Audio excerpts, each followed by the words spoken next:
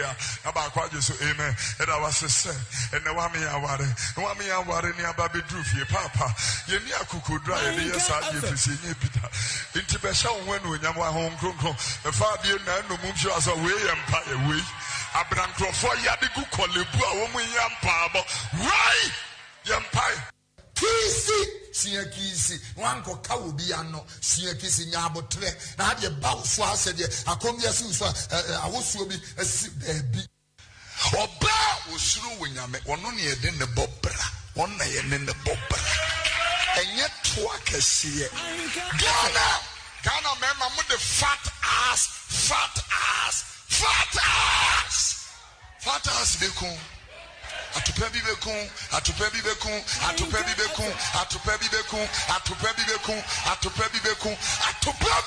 the obeko bunsem. Friday ya make us we should be there. We fear why you now who will be fear watching a ube seen in Yema. Hadia chair, what a Sunday. Oh, jare.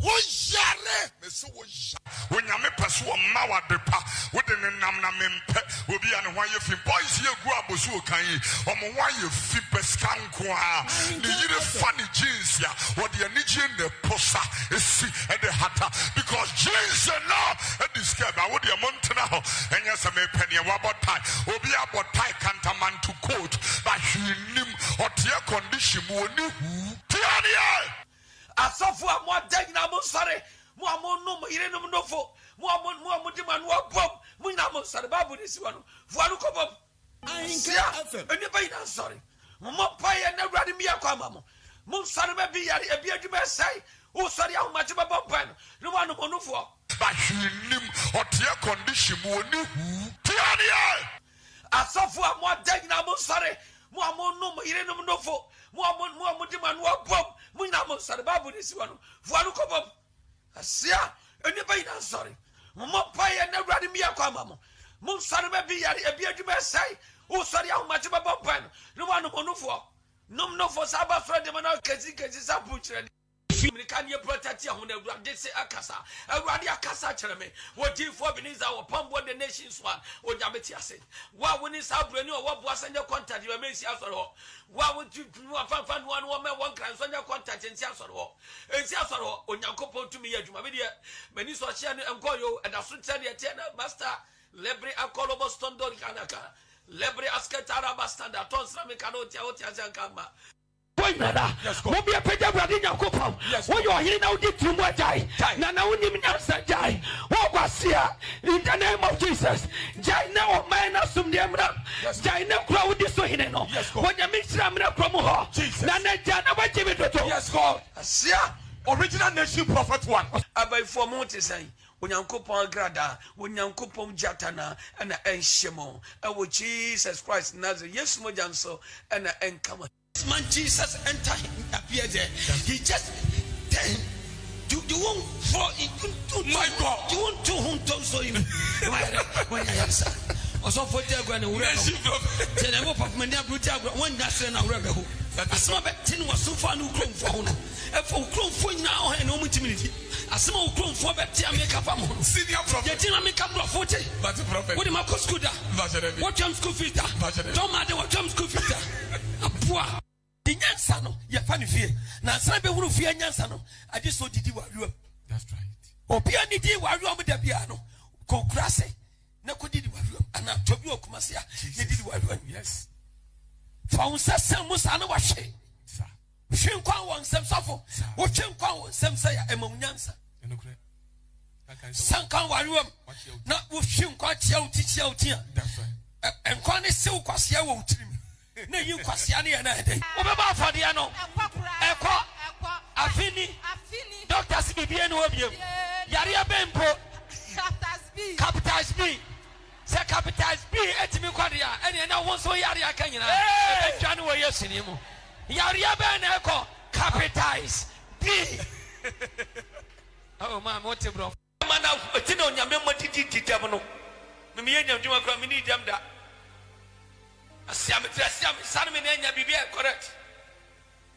Me hone nso nya se banku anya twa bi atoso. Ana mani animu muamua say hippopotamus. Asiakwa. Etini pa bia hwe awurade hira. When you start studying bit, when you start studying bit, so Berman if I want to turn it Berman is up, turn is up one for the kira. Not the Berman is Greek, says Sakra. You're bumping it back.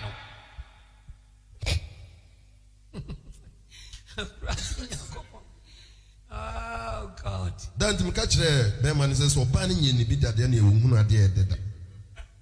Oh, look at because I said, I'm so no smash and yana kafao. I cannot get a Yakupon side, you become a Bahani Abatia there. If they didn't shut here, if the no smash in the what can I check? What can I check? Nana Kwamenyadi about when yourself, then you Tino Hinayano. Kokom Abayabi. Well, Yamika Tontia, Yamika, your honest, some young.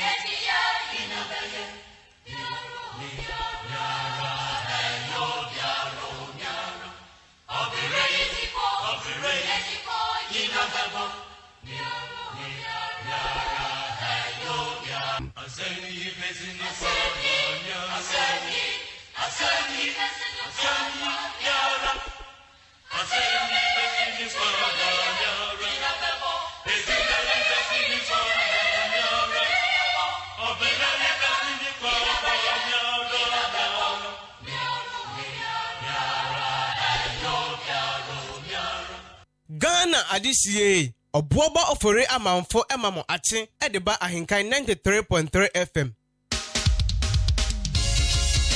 The country where I come from, the truth is irony. Just like animal farm, justice mean inequity. So who go say the truth? Who go say the truth?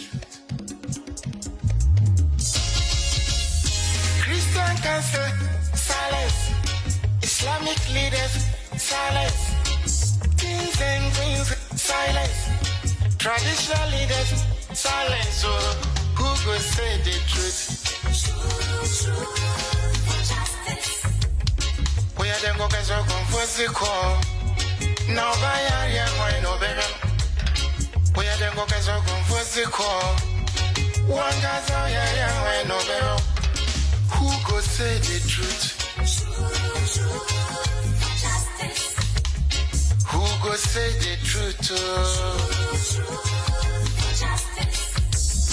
Oh, he needed to know see what I see so. Now your friend on a nine come as them. Only papi obeka nasem bia. So I want one obet you too. Everybody was afraid. To my cottage again, once my boy dumping one and but who go tell the truth? Nanai or say me, Nanso bien peso beka wasam because everybody is afraid. Anya safwe muaini, aku kudro fonyina danima. Who go say the truth? Obiaja konson so to grow your mansa to me be a cacobrafo. If I need a if when you know yet. Now so could down so be their back or why no keke. I feel for the man more piafo if no cross on my move. Anya safwe muaini aku draw for yinada nima. Who go say the truth? Abaya di bote chino. Yedi bi bebo nyande bi pipinuma. Would your mind never shine my friend for some? But who go tell the truth? TUC, silence. Even journalists, silence. Oh, then who go say the truth? Right is right, wrong is wrong. No matter how you justify. You say you wanna get rid of corruption. Someone want to help you. Now the person become your target.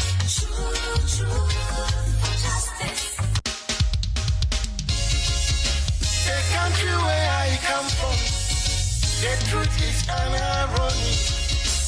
Just like animal farm. Justice mean inequity. Okay, so some 30 minutes after 7 a.m. Still live on your family favorite radio station, AHENKAN933 FM. Just gone by AM matching sports. Yet was so Eddie Amamo. Maybe I drew CC and yet they were that into the better as you near the one cratan so they are come home. Eddie Amamo. So what you say? Who go say the truth? Traditional leaders silence. Who go say the truth? Aropei abrabwa kwentu mu efutu ayede ma yen so simple. You say timing is everything.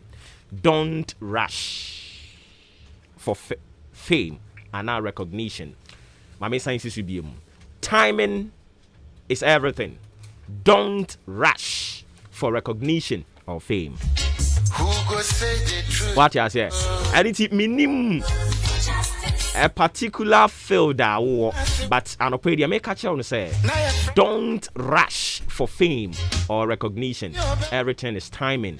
Bibia the emre ena edi eye emre and it is a obran so ya na prepare ho a wani begu ase. So what you say? And nkrofo bebira ba me pentema ma obi ahunu me pese me star enu nti se obewuro ne ho nyina na ama yahunu se wo ye Ghana ni ana se opeso wo ye star no obeye oye teacher but opese o sha ase no anka Ghana nyina ya recognize no na ya nyini ntum se ono any best teacher the whole Ghana eya abotren kakra en samtwere adwuma ya ye eyen kakra yem pepre ya ho mepese obi ateme nka mepese obi ehunu me wan hwe awadi megu ase so what you say enti nya abotre timing is important, timing is everything. So don't rush to fame, don't rush for recognition. Sisi ana ye hu no fasiesie ho kakra and it minimum adwuma we but anopa dia make a tell say don't rush for recognition. We are suffer, don't rush for recognition.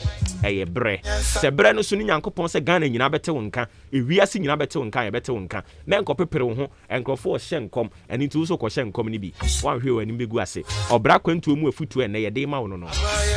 Timing is everything. Don't rush for fame or recognition. Thank you. I don't see no prayer because who go say the truth. On we no say akode so wa sembi e ka kire Ghana for. Obuoba Ofori Amanfo emamo ate e de ba AHENKAN 93.3 FM. We ma dwen hwache. O man Ghana. Koye ni man na ye chi. Yanko tin. Makane pen mekane biom. Nyame mam yakoma na menka no buom. Na yanso man be shoot me anaju the room. But me ni choice me pede ekoso wo krom. First of all no we nkoma mebunu. The youth cause baby aye do no. Yama ya adwumanda wa nkranke to ebeku no.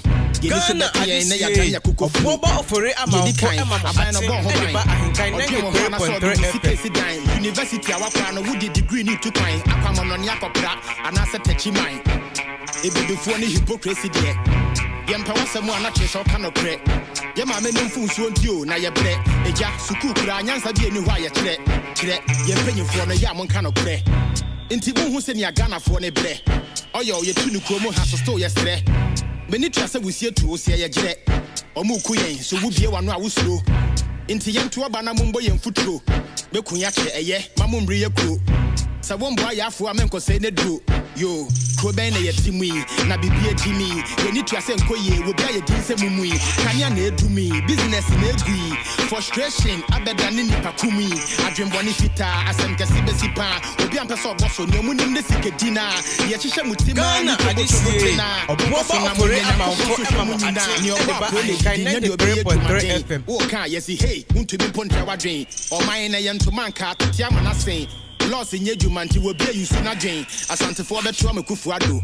Not for force of Mahama, or Yana Miraho, or Twama de Comuni and Yajo Babuano. Miliano Mensia Yanso, Mr. Honorable. Or mine is Sikaku baby Fako. The Yanko for second Japan, the Kubako, men party, send me a young fan, Yaman fan the castle. Lona Yaji, and Diana no Manaso. A day, and then Bonin Kwa, yet he ain't too free, baby enough here.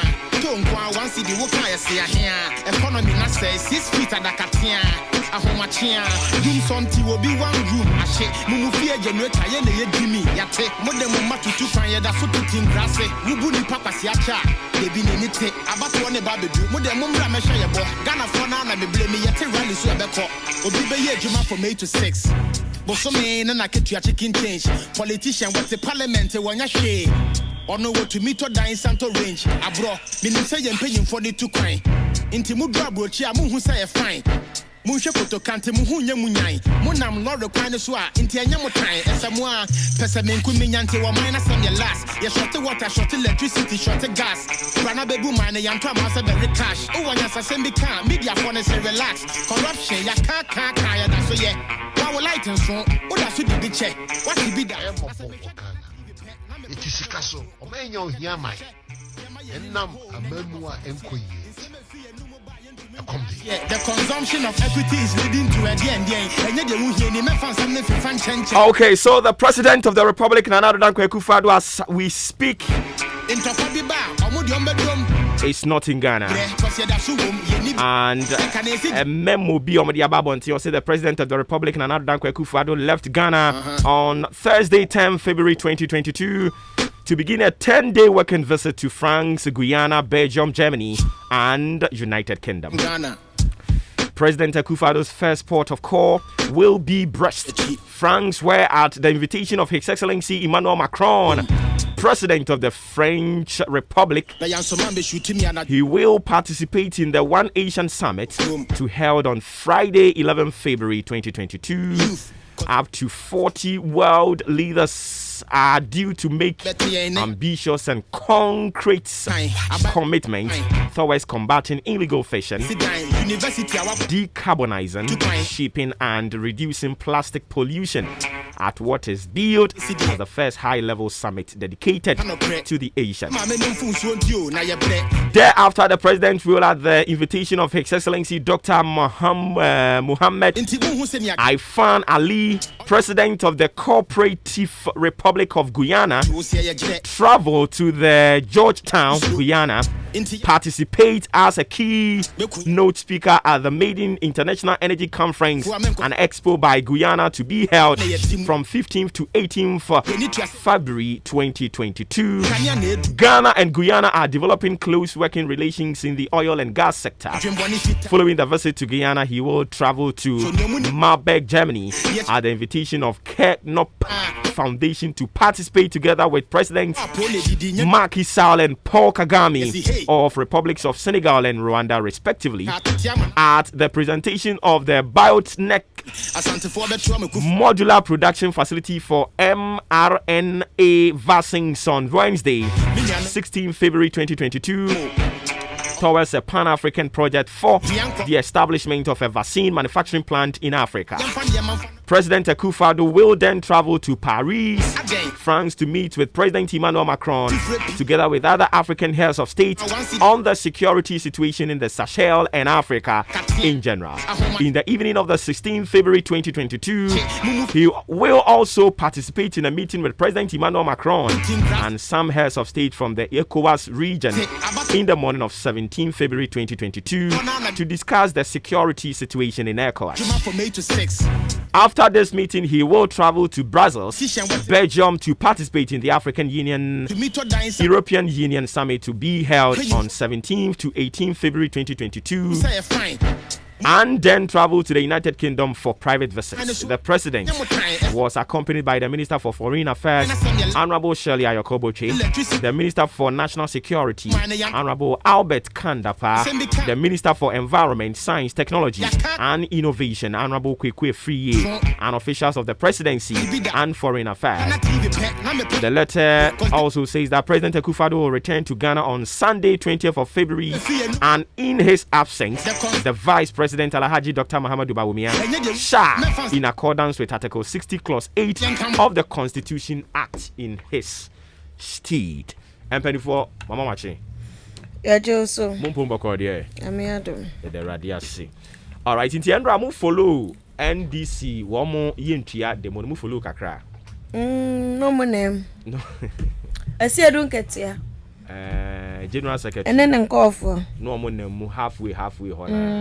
Okay, but Endra there. Almost share almost so. Me share excepts ne kakra. O share atopan krofuku bu ne demonstration. That's ya. Ultimate so mo hu nyina mo pesuluku. Mo exercise. I mo benefit. Mo twa masuluku asi. Na o hwe ne odi wo madem no hwe na furu part mi sakwa yi. Demonstration ko mo ye na awotwe bia nka beboa no. Ono in particular nka mo ye demonstration na awotwe bia nka beboa no pa. Otoku no so nem. Asa. Audio me no. Mi anje no so. DJ mo mo ye nyoma ne dem. Otoku no so. DJ mo ye nyoma dem antene nka. No bi. Sa e dey no wankasa. No nem. Nana kaya yufo no. Kaya yufo na obi tire no mko Me ba to mo ye kaya fo. Ame kaya yi. Na ampo kaya yufo no nim say. Omo so 11 no. E ka won papa. Omo musika na omo ba mo. Omo se ne ko. Sa. Hey. Mi andra mi hu omo na ye me nwanwa. Yeah. Ena ukada fo nso di omo ho gi mu. Esi ukada no ebetimi ayen regularize ma wo mo. Ukada no di omunya. Sa ho. Ukada accident be. Na sa yesi di osunsu na ni obi e ka obi anya no kre. Into ukada fo say yen regularize omo de no. Kaya ye fo say hey na ye ntu kwan yo. Yesi ka nyina mo su na. Omo tse musi ho enkran ho anso musi. Na momo ye se ne kakra koma ye busuafo a. Musi kaya ye betia. Aden ya kaya ye ni wosika. How? Meanwhile, what ya semu? Mo Omampani Akufo-Addo campaign 2016. O say oba obesi dan dia makaya yi. Ana wanka. Okay. But say no. Say all refer in someone Omampani kan ya. Yes so ye ne tamfo. Yeah. All refer and someone mo ankasa kan no. U bisa say opani o kan say na ehho asem te say ya yes yi. E be ba chill sisi ya. Yo dwene wa wonti ase. Enti yesremo meme de maka no kre no mo amosema mo kan ne be refer mo a o ka se kaya yi ubesi dan de ama wo mo be pem ne cement bag back o mo engage o mo gusu engage pipeline ni mewo ana oye yi ana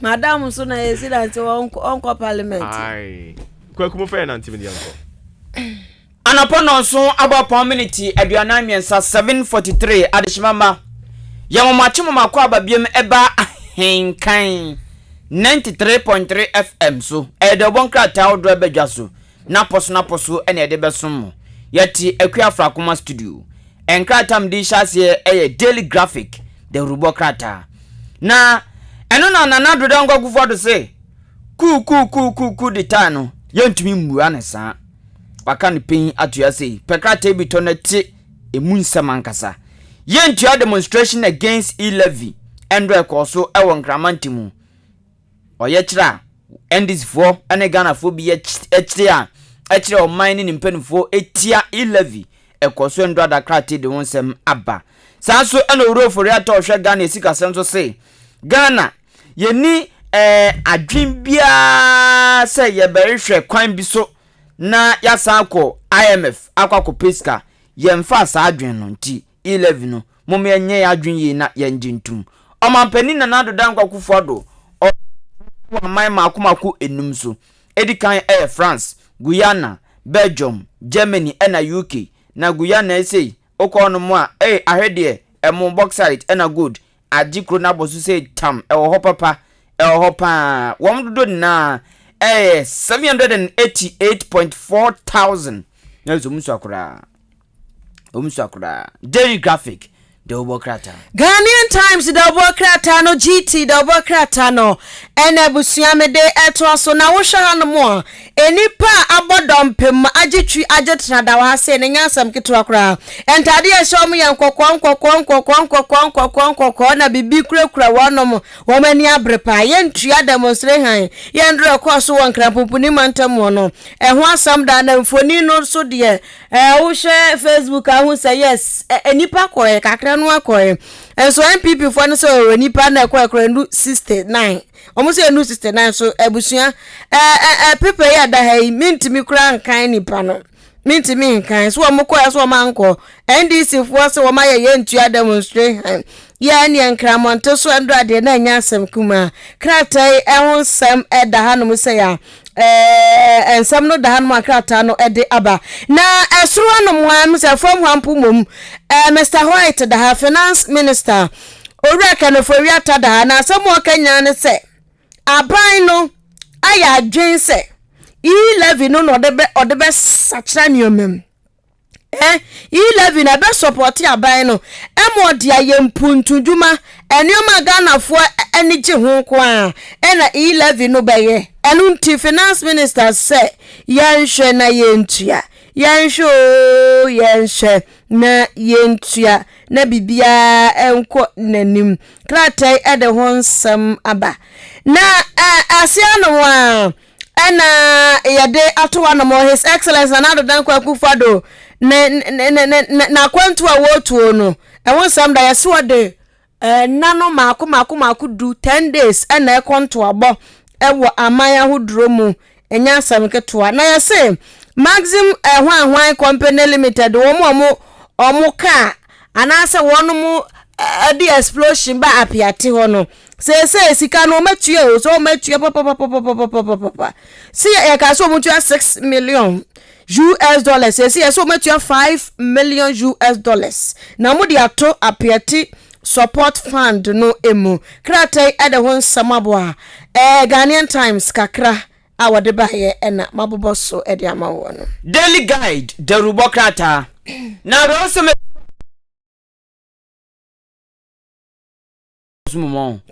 Bogoso Western region jamframa bi ko say kronifa no eno na company kura wo mo jamframa ka ede sabe wo sem we na baye meche Maxam company no ya bo wo mo ka na eka no wo mo abetua ena aban ahye se sika na wo matua no omo yi mu $5 million efa nkoto apiate futu no mo enwon sem kra te dia banope sanso ana political action committee pack wo mo tata NDC gurus bi awo $60,000 do bi hu kra te de won sem abanope na nado ntobo no sem da sei o mampani na nado dan kwakufo do se Ghana yisika sem na yare no afide ne ho tonoba asepa for boss ya twene se tradadadadada akogina sem dibia court Daily Guide the Rubokrata the informer the Rubokrata near the actors from Penifomia Lubida His Excellence Nanado Danko Akufo-Addo Nedi kan ena Ghana man pende da John Dramani Mahama ono so foni danti empenifo akuku da mienu foni na da hai na entokwa wo mo kunyina eye ne obehwe ye boaye ma oman Ghana sika sa hontoto ye ko ye wesimia Mahama so wono a Nanado so wono a ena Nanado His Excellence Nanado Danko Akufo-Addo Sasha John maminsi ni pi esi ni tanchere wo se ye penipa wa behwe atoto sikasem eye Ghana ha ye mia o se wono no wa ye adwuma no far better good better best wa ye adwuma no kura bam ye no simple kura enti e bra no se ye ntoto enioma yi a ontimi fa no ho compare ni Nanado Danko Akufo-Addo sabamwo no orokodo ekoyie pa na Ghana card ya ye nkofo bebre anye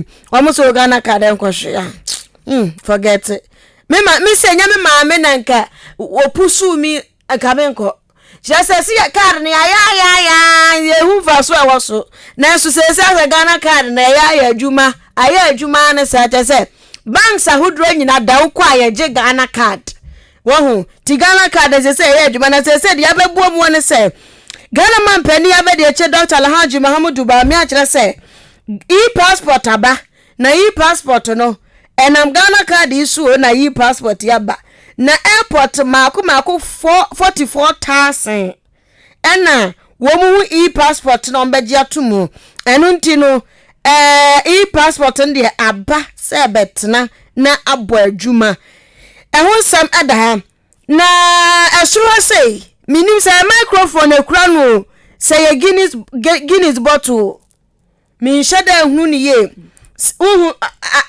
kusi ensa na mic ensa ba mi hun sakro ensa etienza no watchini mi say anastro shem ebusias Johnson na say nunca ti aje no mosquito ba pay ya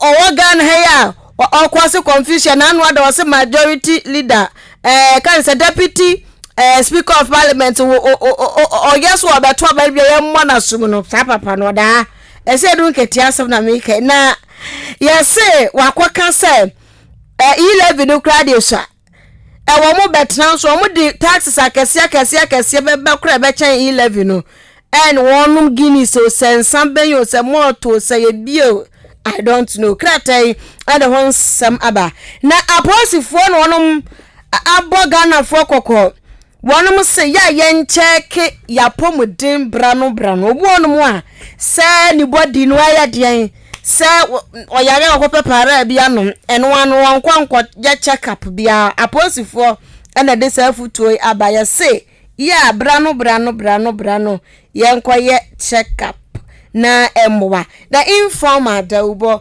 krata no da kusita da rubo krata ana krata ana football so eye entem enes adwen ana montopa smart move ana Ghana Football Association for aye no efa coaches a advisor assistant coach any de ke kan won nkrofo kan won esi positions no wo ma dane bi ti wo ma smart power sa de no eno ma ko dane bi nti na so ma o ma ko yela su bi wo no mo the inquisitor de obokrata no aye banner caption de so pa ato animu anum sei na special demand majority leader odumnyafo say chairman sabunsu akasa wokrata mu say enye domkuma no ena de 11 cake no bre owura o say chairman sabunsu o say enye no cresa cause ebi mo frase e ka say domkuma na de cake ni 11 cake no koma papa no om say papa yi say ni eda baba chim say enye no cresa en nukro bia anim na yesi na po dum siesie sa okasa afimpiru na aduonu menu obehwa manyina mahode agina so paa ennom de mfoni ato ho na mo kyese papa yi amma omanfo gidi owo no esipi esita waya ade the inquisitor the rubokrata daily statement the rubokrata no ena yade atwa so ra me ya akumfi ena wonsre se enkabom ehu hia kwabra ne bo ne hune nwe te sa de wanse na kwhye de hwenim adanya woni ni nua nkasa osinka bom hu hia pa ewa asante mantem MPP fo wo mo MPP fo na bi ni wo mo enka enti no senka bomba no mo nyina ka wo mo boa no se boa o ebe boa ema MPP fo sa o ma agenda na do mani so break the 8 no be break ni simple kra na ase anu mo aso ena kind of oriata Mr. White Ghana photo samfo no say no 11 se bebenti ye be ma no kwan na wabenti no tese wonom etete womo eniama so sika ya womo sen no sika ya wonom edebo oman ho bra sika ban no ayusuo no expenditure no wonom ebeti expenditure no so kura aba 20% to mo teso 20% na enioma ho dro bi no wo menya sika ayo na boa tisese ndie o mahunu se expenditure no doso sika mo say no ye nneoma nze ye we ye no edos to mo so mo teso 20% ohanti chemu eduonu na do dan kwa Akufo-Addo aman maako na ye wokoso wakonsra hwe woso no ewon sam eda one broni fita bi gina ha wonom anwenwen ene o say woko mona mobile encha no mo anso lands minister ena was say community mining no Ghana fonkoten wode ma won abrofo nka ho China fo mani nketenkete se media wo mo nka ho bi Ghana fonko ena community mining no wonom edia the Daily Statesman the Ubokata no Financial Times edi kan ka te say ebiblem ya no se ni na ebiblem ya no se ni nada oman bia obia womo ene ne fa adwen na omodo omo to no so a omasumdwe omo pa Europe onipo kasa asemwe European Union omo hene ena e kasa biblem ni na obia ye de ho to no so a ye ho toye pa Europe e won sem da krate mo no pai na sanso no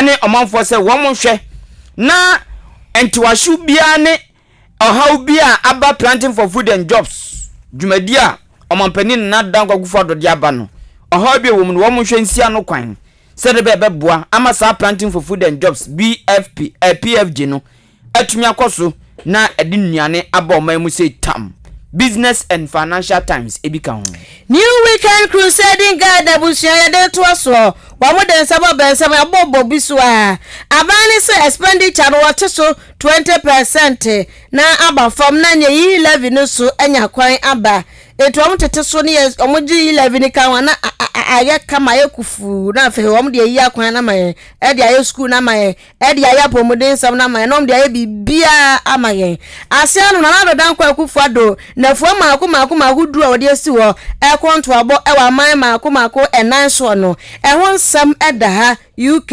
wan Belgium Germany France ene de ka ho na encha no me se community mining no ya reserve to say de nipa bienu akwa yase na baako waji akunya na waji biama na nyonko no nyonko so wo kwa akwobon san aba so wo ya hwan po na so betena akunya no so ma kwan da isanse ne nyonko wa reserve akunya no ama ne nyonko enti se ne ya reserve akunya ewo programs ase no saa na community mining ya reserve e dia ma Ghana fo enti no Ghana fo mo se community mining na mbedi mu adwuma no bedi mu tintimane se ya mode adene de oyewode na John Dramani Mahama na say ototo ayampia ni bifamu a say na do dan kwa Akufo-Addo what the tax bebre abegu Ghana for so no one more number one more number wo so ade tax no o de ya den wo de jo tax na ka wo de bibia ka fine nyame na mi ko John Dramani Mahama na eto ayampia yi na mo so ema owura baako o de Razak Kwadwo Opoku ono so abusa se Mahama ne problem pa ne say wo bet na so taxes ade baye ke kan ko 116% udi Ghana fo ko mu na ye ko mu bu wo afri so na ye di 1.5% pa ba wa chwa no abia so kan Razak Opoku so wonya Mahama enja ne nsam ne ayampia wo to no na yanji 11 no fanye oman no eye New Weekend Crusading Guide dem di trust nie aye the custodian the obokrata the custodian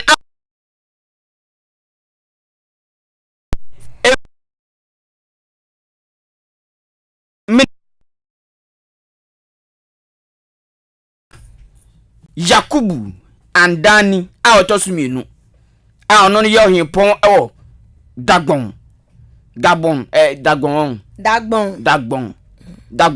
elo ni akwa na enyo no kwa na koyo oni na sofo be de che baako owura obi amoa ene tu sa anamoi kokochia ya na the custodian ede won samaba omampe abedi che Dr. Alhaji Mahmoud Baumia enso da no musei na asmo penike na ne se enche bia na okeka se Ghana eye card a obetumi de atukwan akwa manone omanfo frase atwe ne papa ene samija mfi kwotena Angel FM rono plan ho saa ma no atene say yes anu twa ho no na freedom to talk democracy u kan maka chama dwo obi ansi obi akwan ena omanfo twe ba omia pa ena encheye bia baye na wotwe kwa na wotwe mienu Dr. Alhaji Mahmoud Bawumia wo ma lanche se Ghana card sesei asem okan se bedane e-passport no abem ene abem awie Bawumia boshe no abem awie Bawumia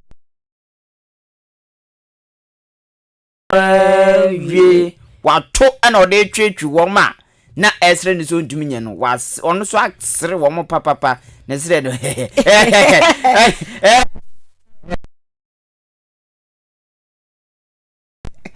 ensema odra kan ya bobo bebre na so the custodian ena din sem we ba ania yamfa the chronicle da obokrata no ento so na the chronicle a demonstration aye ntua demonstration 100 omokoye no ehwa asam da anti yesi wo mo sheda tworo ekuruchire gu ngrata so koma sese speaker oho eye Joe Wise ya sheda tworo ye the pen to paper so tworo ya koma ne say ye kwa demonstration yo so also mo fan koma bagmen o fa na bagmen no we so we Dubai tie be de koma bagmen tie se ndra demo no a petition no de ko parliament no ohoro ne nsafri ho kra ya won sam eda ha say ana we so ase ha say ya say and another dan kwa kufuato pandemic iba ye covid iba ye waso watoto nioma papa watoto nioma nioma so watoto ye ai tino o NDC fonti mi emfa pandemic akraka we ne ho ntoto ya emeto wo mo dia omunya ntotoro ba ho da bia nyeye munya ni easy munya na fala omudo munya na tight corner na amamuo na yede ya tawe tino so betimi amamuo na gya na so a wontimi fa nkwa compare na na dodare kwa akufo ado president ena kasei encha 11 semwono ena honorable con kwajo upon enkroma na sebedwane wogiram de madesha wanom ewo offense ayirebi constituency ya Wachemansa district papa da ha wasanso ya information minister na ndrom kopie motamale amuko ye nyina ye town hall meeting 11 ho town hall meeting na numu no se hwegana fo akwan mo pese mu hu mo pese ye kwan bebre mamo mo pese ye apomodin sam gya naso bebre mamo he se mo pese sukuu sam eja naso bebre mamo anya mo ntua 11 no eye simple as ABC montiasia forget about it forget na yentua osi yamfi animbutu nsuom se ya na yentua 11 ni yemfanya adwuma ma ye simple asem we ketekete Ghana fo atwene tan se wele edi adia entu osi yenhwe ni yentua ye simple no mo fanya adwuma ema ye the chronicle the ubo kratano Twa for penyine de ma Andy Samonyokonu Owura Johnson ese dunkatia ana nnu aye ntua demonstration wo hwe ne batakali ne nabasa asa obi okotwekura ope batakali sha papa oni omamu chada ni body no omotade ya ankesi bola nkwa na Owura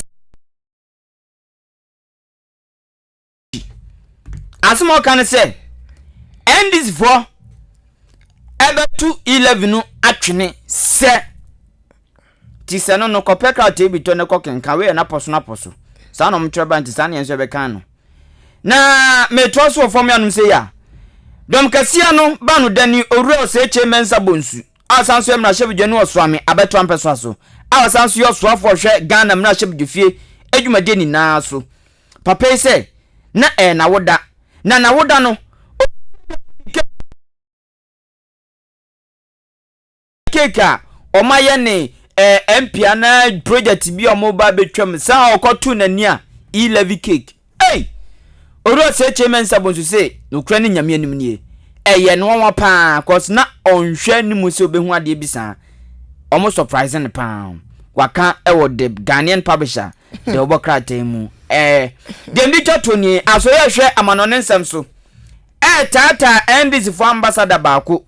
His Excellency Alhaji said efa sika bi a ajira esombo $63,000. Yesi ayira na papa enim hu binti aso ye hwe amanone nsem so tata na sa. Ghanaian publisher the Obokrata. The Daily Searchlight, the Obokrata no ena mede to so ma search de kanya na toto no ma so anyansam na nsam no abrobro su bi dada aban no se o se ne tika ya wo se no kakra wo de bo oman no do bete so spend ne to de bi adults nto obete so 20% we ye kan for we atasam waka krata so ade aba na e levy ho ansam demonstrate han ye ntua demonstrate han ye ndra ekwa so no eyese ndra jejejejeje enkra pupuni mantamu yese ko baby ayese ko omu penti enkran se ko ehon sam abusua edaha na dan kwa ku for the president the otega na benja so papa pemu no ankasa ochiman piesie wada na African way ye shani print ye efe ye pa na ne ring bi so shani saketo ye efe you know asam wo Kenya ne so wasre $5 million for no mo de charge nko for no mo ko to bomb ewo apieti no sa company no sa $5 million mo $6 million o mo ntua o metua $5 million dia o mo fa nkonko to apieti support fund ni mu na nado danko akufado na ahye saa enti wonom so won beye ne saa kratai adiaba the Daily Searchlight the Ghanaian publisher the Obokrata okodie emfoni da no sei ebatanwano na o ma hyenso de na se wo mani eden pa na omude ne eden aka wo mon kratai badwa so na no pei mu se Dr. Alhaji Mahmoud Bawumia ena ade a waye no so de Ghana card abedane passport no omanfo bia bona baso papa sa na mona watu no eye kama pa na wa set record nso efom ya no muse TV nga be satwali free HHS free SHS free free SHS kwa fo bebre ntimi mo free SHS free HHS free HHS free HHS satwali ka be sireu kama ya dan satwali nso atamfo ni ewu ana ore se ama ekwan dem ma JHS ni bi obewie school ko na deserve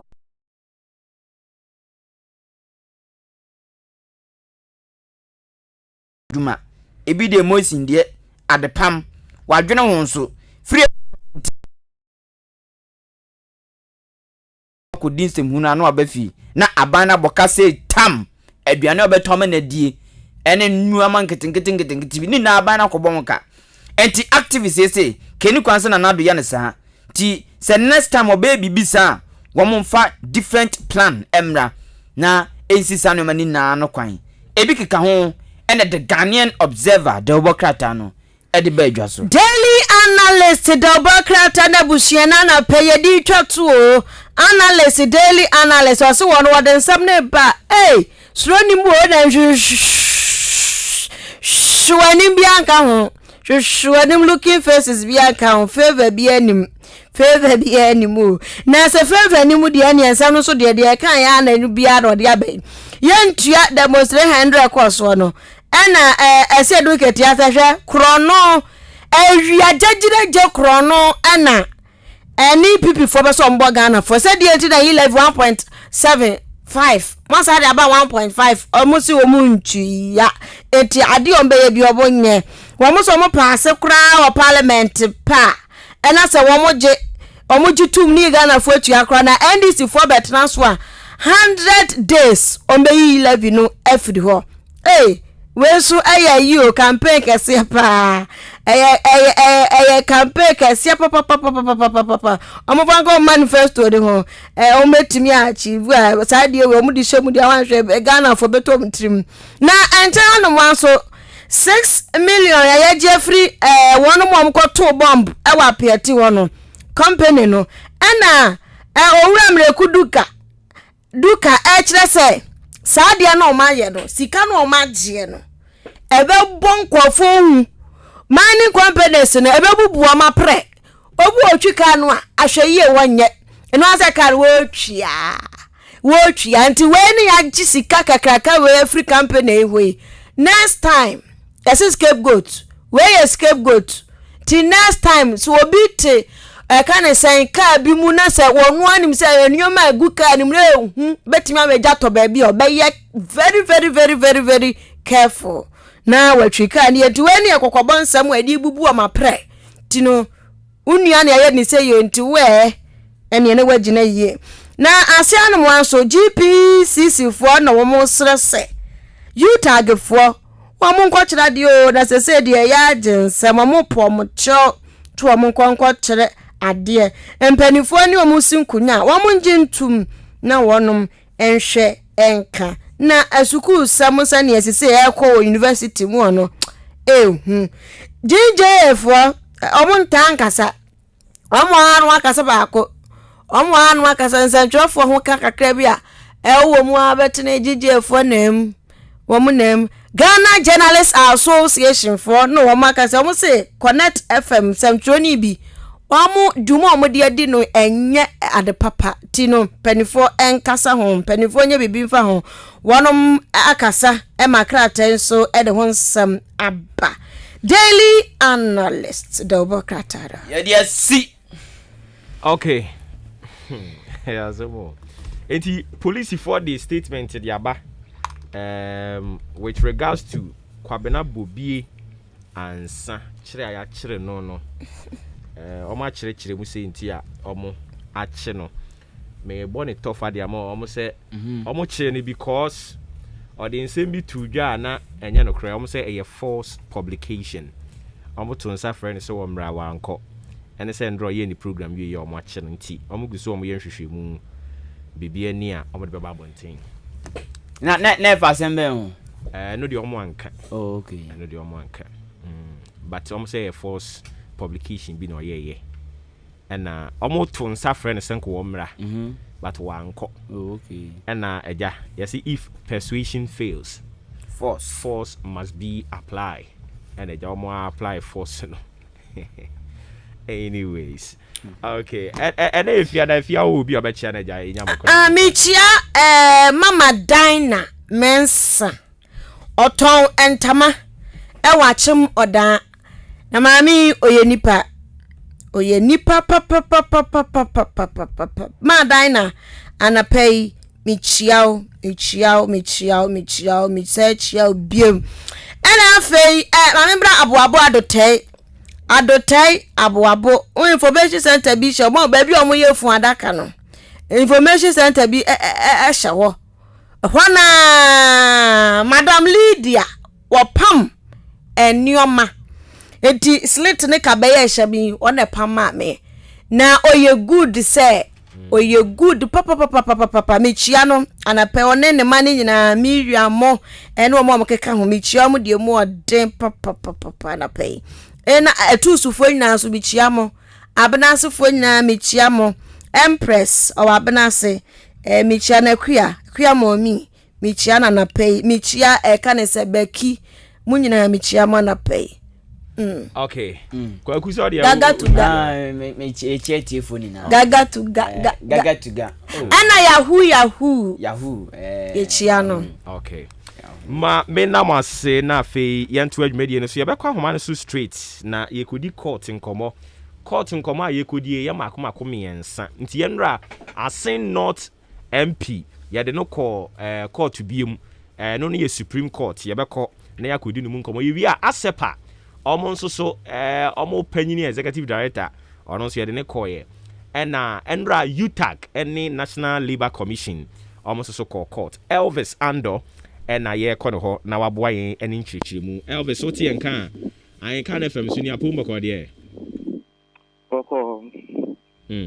enti sɛdeɛ mede kan ɛndra court cases no na ɛdɔɔso nea na ɛyɛ lead ones ɛna mabobɔ din no nti wode yɛhyɛ aseɛ wɔ hemfa sɛ ne kɔɛ okay nti yɛbɛhyɛ aseɛ ɛwɔ UTAG University Teachers Association Ghana court issue CC yes I to ashe a debium na near ever honey say and now you could pay more our court na a year NLC National Labour Commission train a year UTAG Akodan court senka court ne enshena a year near almost friend of strike here almost strike almost bejai strike ni say almost strike ni emfa emra kwemu na onbeko strike crampa no me demanded for the almost crana. I was there enka almost still work classroom hall na nko cha there and to your court no yeah e ba ye ne say a year justice abodwe e frɛ asɛm no na asɛm no frɛ ye no and no chair enka the two parties eye ever amehia or ojina emma eye NLC no or your lawyer ena eye Kelly Kwesi Delata ojina ma UTAG lawyer me obeba bench no mo abobo nsem no mo call bench nenim eye lawyer justice ote asem no mo call nenim mo call bobo nsem ho for about 45 minutes where there was an invitation of UTAG's representative. And now, over more, and some more Canadian, you anti court them. And after 45 minutes, no, and no mupie, a sambaye, and on betray and say, near Elho, and say, court no more Omakasa, na court no asa more rebium, a year Tuesday, Ebe 15th of February. No more Sambra. Now, within this short period, I had more money. What they have to do is that they have to go back and sit on the negotiation table.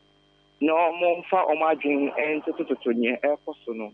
No more say, between solve the issue, no, and make a be without necessarily coming to the court and say, seeking for legal arguments to get their grievances heard. Into in a PMO or UTAG. And so, dear, and no. Say, me sign so atwaswa na nka yebeko eye asepa. Yes, na ye ni masepa, asepa eye ekuo bi a omomu ngina so eye se omoshe, omo from CSOs, civil society organizations, omo na say aban no eseso na omo hwe ye bibia omo hwe say the aban ne ye ne eye ana say nye say ya Omobona Basso and yes, Omobona Abasso na Sepani Alliance for Social Accountability Group na accept Omobos I friend Mensa Thompson and the PMO Ewa Court na the entire PMO court and say court in HSA were publication of false information and a breach of peace. To say the information or the so hono a intro and yampa and we and also a few honum swam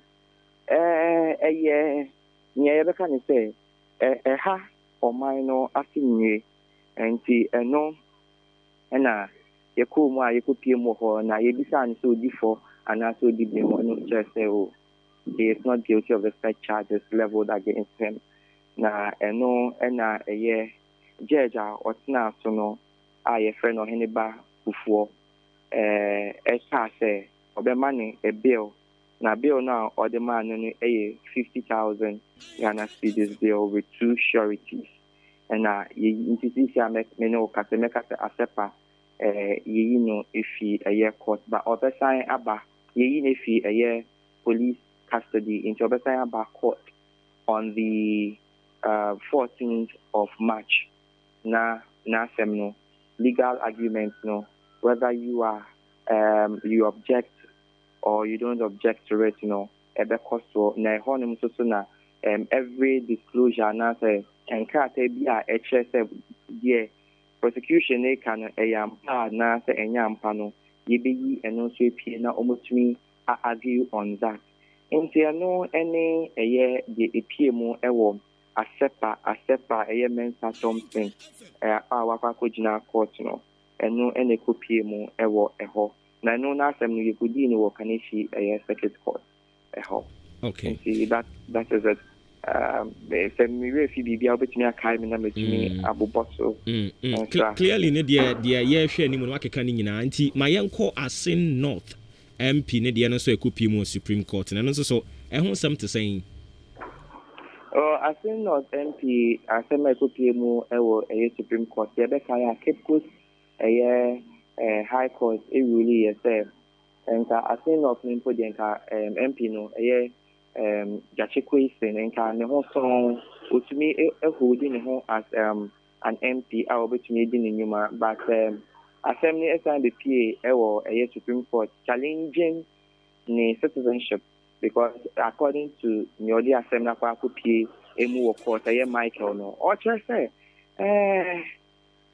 deɛ High Court ne ewuli yɛ no nka Supreme Court ne hwɛ because after the time annulment of the dual citizenship, a Canadian citizenship, no one, a force one, not so. Or contest here, MIS one so abba, ain't he in Kanye, a woman is saying, Bepe, or Bepe saying a court in the shim. Nanka, ye know, if he a year mashe bedroom, if he na, I say, you reckon say, he's not fit to be in Parliament.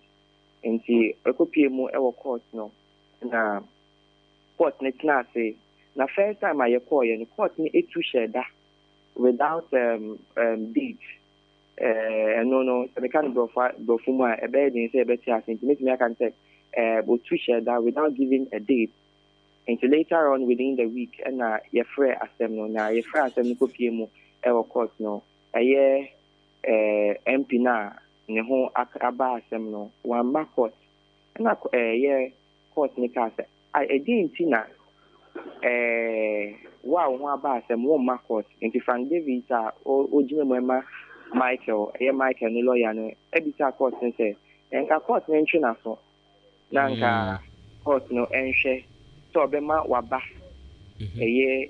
court dem hɔ no ɔmatoto na no ɛwɔ nsɛm bi ho na ɛno ɛna court no ɛkyerɛ sɛ sɛna asɛm no teɛ no obetu ahyɛ da na otu hyɛ da a yɛbɛhu sɛna yɛbɛkɔ no na saa mmerɛ no so a ɔwɔ court no na ɛyɛ attorney general so afile suit against him sɛ wadaadaa ɛyɛ public person ɛna wasa sue no for perjury nti ɛno no asɛm no so ɛkɔpie mu ɛwɔ ɛyɛ High Court na yɛkɔ High Court na yɛ director of prosecution no so ɛsɛ sɛ nka yɛbɛsɛve ɛyɛ MP no bench warrant arrest ɛsan sɛ yɛde invitation akɔ ne fie yɛde invitation akɔ both ne fie a ɛwɔ Central Region a ɛna deɛ ɛwɔ Manet no na emu mmienu nyinaa MP no ɛnyɛ den ɛmfi ɛyɛ sɛmɔ na yɛkɔ akɔsɛve nti nka yɛsɛve no bench warrant arrest ɛkyerɛ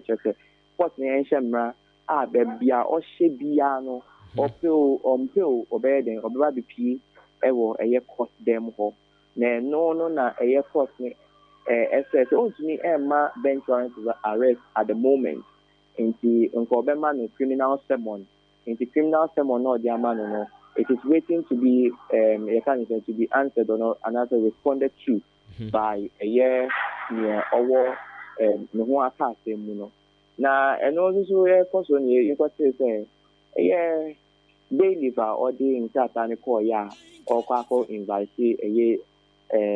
jachi prince na ba court no amanfo bi ebro no nti eno so court na hyehyɛ senka ye hwehwɛ mu say so ampa ana say enyampa na yenhwɛ say omobo na na say ono ana obo ni timu ka say yabo no ana say okoto bibi na wentua na boys no so eche no say eke wo akoto bibi wentua me hu wa hanu dia mebo nti no investigation so e koso nti ye bepiem bia no ye be hu se na etie Okay.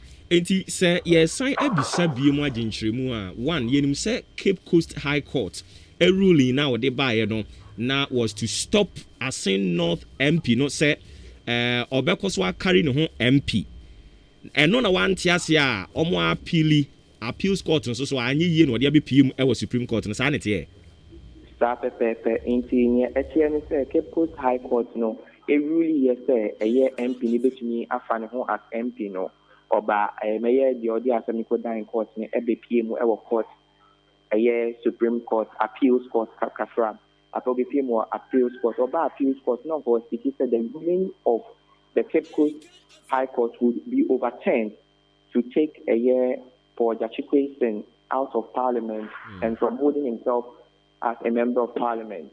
And known a year or the bar appeals court and so appeals and so on year or the other dying Supreme Court is as a Supreme Court and using the discretionary powers. A year Supreme Court, a year the apex court of the land, a year court can see a part or mind Ghana into Holland Assembly Eco Pima or Mutumi Eshe, no Mudi Assembly, and also if you want man. A year Supreme Court, no, a year quarter, which me set a precedent into ruling the Supreme Court in between a year to one. Between and not between Asher, so I'm Adani, should I say, an example for other issues in court to be used. Into whatever decision that the Supreme Court will give regarding this very case, no, it will hold, and if it holds, it can be used as a reference on any trial that is related to such a case. I see. Enti yerim say the accused person, and I said in this case, you know, they are all pre-court, you know, as a plaintiff, you know. Or no ne osi your friend is Solomon. That be Michael. Or no ne lawyer ne Frank Davis, right? Okay. And the accused, as you see, on original defendant in the person of Jachi Kwesen, or no lawyer ne why. Mr. say, the lawyer no means me and kindly at the moment because baby no, I don't have access to the documents that I can refer to. But however, no, meet me in the subsequent hearings at the back a year court. Okay. But now yet it is a lawyer Chachuchi Kata and Outwitchajin was Supreme Court. My main confirming from Mehanum. Okay, from my books, my records, my lawyer certificate, only other lawyers and a BPM or court into another because how the nature of the case was not, and considerably we were interested in my court demo a year into Yambia, young quantum no. You and at a so on granting interview to the cases into Sana at the Okay. Inti yahu say what my some of videos ne audios are after this interview ne bebo my tie phone so etumi etie na Jachi Kwesi ni case no ya tu aheda ya besan hia da biem and only the date no enya emma out na eye treason kafra eye perjury the attorney general ayeno adesu no and no ebeba so eye next week and so 15. Oh, I see. Not just a sundown, a BSU. But me name that the brother sign come up, my boy. I see. And Ms. Thompson, so also CCA, granted the bill of Kofi, Beba March. March 14th, December 4th, March 14th. Oh, okay. My nurse Elvis, I don't pay. Miss me that's the money of grandma. Inti Elvis Ando a court correspondent at the Metro TV and yene no air court and como cases near Makomi and San near Udi kan ho asem no na a case between National Labour Commission and AFE a UTAG and omo enso ensem no koye wa church mu dia chere inti UTAG ne National Labour Commission dia no court na catch them say for the second time omo sign enko negotiation table as omo beti ase so omo nti ase ne de Brennan Krabia na be kire eno achi ɛna Mensa Thompson no wɔn kuo no wɔn sɛ wɔn yɛ Shubo kuo think tank group a wɔn adwene kwan a ɛbɛfa so ɔman Ghana bɛtumi akɔ n'anim na ɔpanin odi wɔn anim no ɛna wɔde publication bi bɛto abɔnten na wɔn kyerɛ sɛ saa publication no emu nhyɛ dan na hɔ ɛne sɛ akɔfa nsɛm bebree yi ɛde aba ma yɛnkɔ ahoma no so ne yɛnkɔ twetwe nkɔmmɔ biom yɛne Joshua Ajay Klu asɛm o yɛka deɛ wɔ baabi ɔde ne nam Joe wote me nka na fam so ne yɛamo akye Mina meji so meja mutie ko ni na enti anope ye bon komo kakra obia e kire na adwene de afa Ghana yen sikasem ho nanso so ye ba momo a moye neutral people moye expert no a mo ne ya na mutimi kire mu ye pa se ye bisa se senia all the rating institutions ni nyina downgrade Ghana ebi di ye ko negative ebi di ye ko se wo keka na se enya de a eboa. What is the real state of the Ghanaian economy? Yo, yeah. Okay, social and social even in terms of our governance. Oh, say yes, and yes, you see, and yeah, funny say, Obia, the or there. Let's say our capital and or the capital now got boots. After that, no, he or she, any kind of what on your money now. So, account scan so you can say on one profit car capital no campo and so on. You can say on your profit. Ghana or my Ghana, that level no I see. Enti a bit to say fintech. Ena SP eno makeke ka ho omo ratings omo de aba abontin ni nyina kire se Ghana economy no ebre sa na tie exactly so sure you can say external market let me see external market I'm on you can say US Europe you will be Euro bond and those kind of stuff that market no so sure so who call Bobisia be share with credit worthiness and see credit worthiness a says so we style and they are west near Yakana na ebia ultimate and see idea share your sustainability ratio or your debt sustainability ratio and see debt sustainability ebia would you tax to so now would you say say now bet media here that interest and amortization well and even car then I wait media media capital expenditure simply capital expenditure area the school kwan the road the cinema and I would this get here what a car this services need now account and some share will say even after collecting your revenue we can answer for those kind of stuff. Almost so for also got this and we catch us baby. Someone will be saying I want to meet you and you know. Ain't he saying air catcher managers of the economy now? Right now, social the only option left for Ghana is to develop more internal revenue. So develop more internal revenue. About 90% on your revenue within on your ska because the one want to be on your scan within now. How to me come on any sell or Bobby sale. Say I'm consider social capital expenditure, simply capital expenditure. Mostly likely we are likely to consider the rich sector under capital expenditure. So things like that, the government will have to go and borrow to finance some of that project. Because also three line items are amortization, compensation, and statutory payment. These are the three things, and even those ones are our internal revenue that we generate cannot cater for these three primary things. That's amortization, statutory payment, and compensation. And it's also now the now the only way for the government to be able to show up revenue is by generating more revenue from within. And I listen to Asanabanu, and I must see a movie, anything I must see a movie, but I'll share the magnitude and the quantum of money that they are expecting from Ilivia.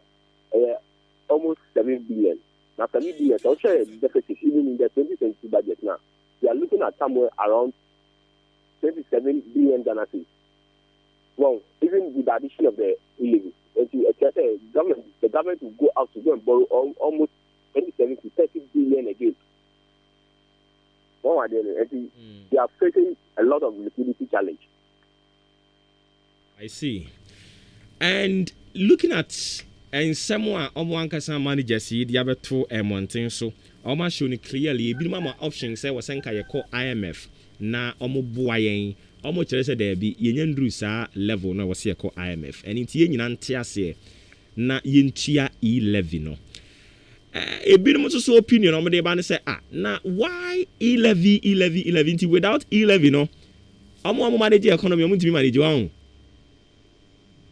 so share reason abano or one person be call IMF so share 2015 ye call IMF omo my harsh conditionalities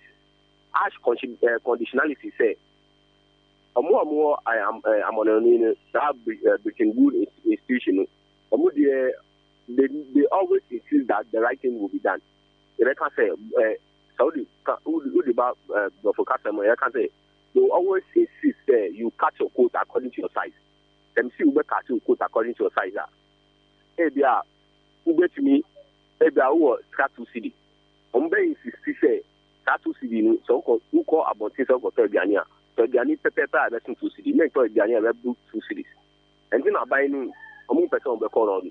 Because some call they insist say to manage their revenue that they generate and expenses equally, so that there will not be excess expenditure over revenue. And so now I buy no I see on call because someone says call a lot of things are buying oil. Well, there will be a lot of waste that the institution will insist. I am for no matter how we say yes, because I'll share the one time now. Okay, let's make teacher training allowances. Amudi institution cancel because I'll share national teacher training allowances is a recurrent expenditure. It's a wasteful expenditure. Something wasteful expenditure. Except say woman obi sika say on for school.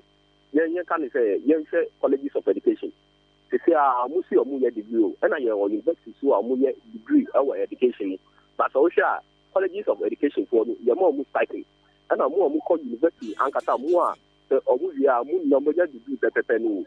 Bakunya allowance. And she said that between the institution na IMF for no. Omeka say ade no omeka say nkwasanya ma yentwem. Well, different or the most important things. That's what I say. Exactly. And it's also they are not ready to cut down on certain expenditure. Let's not kind of sad.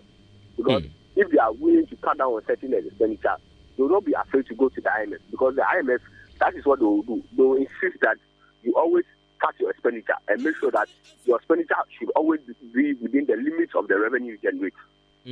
It's just that yet the old can say a buy no was social contract with the Ghanaian people. Much show mo but say omo certain things be the amount na sa ne no be the amount no omo to me ya omo be score political points.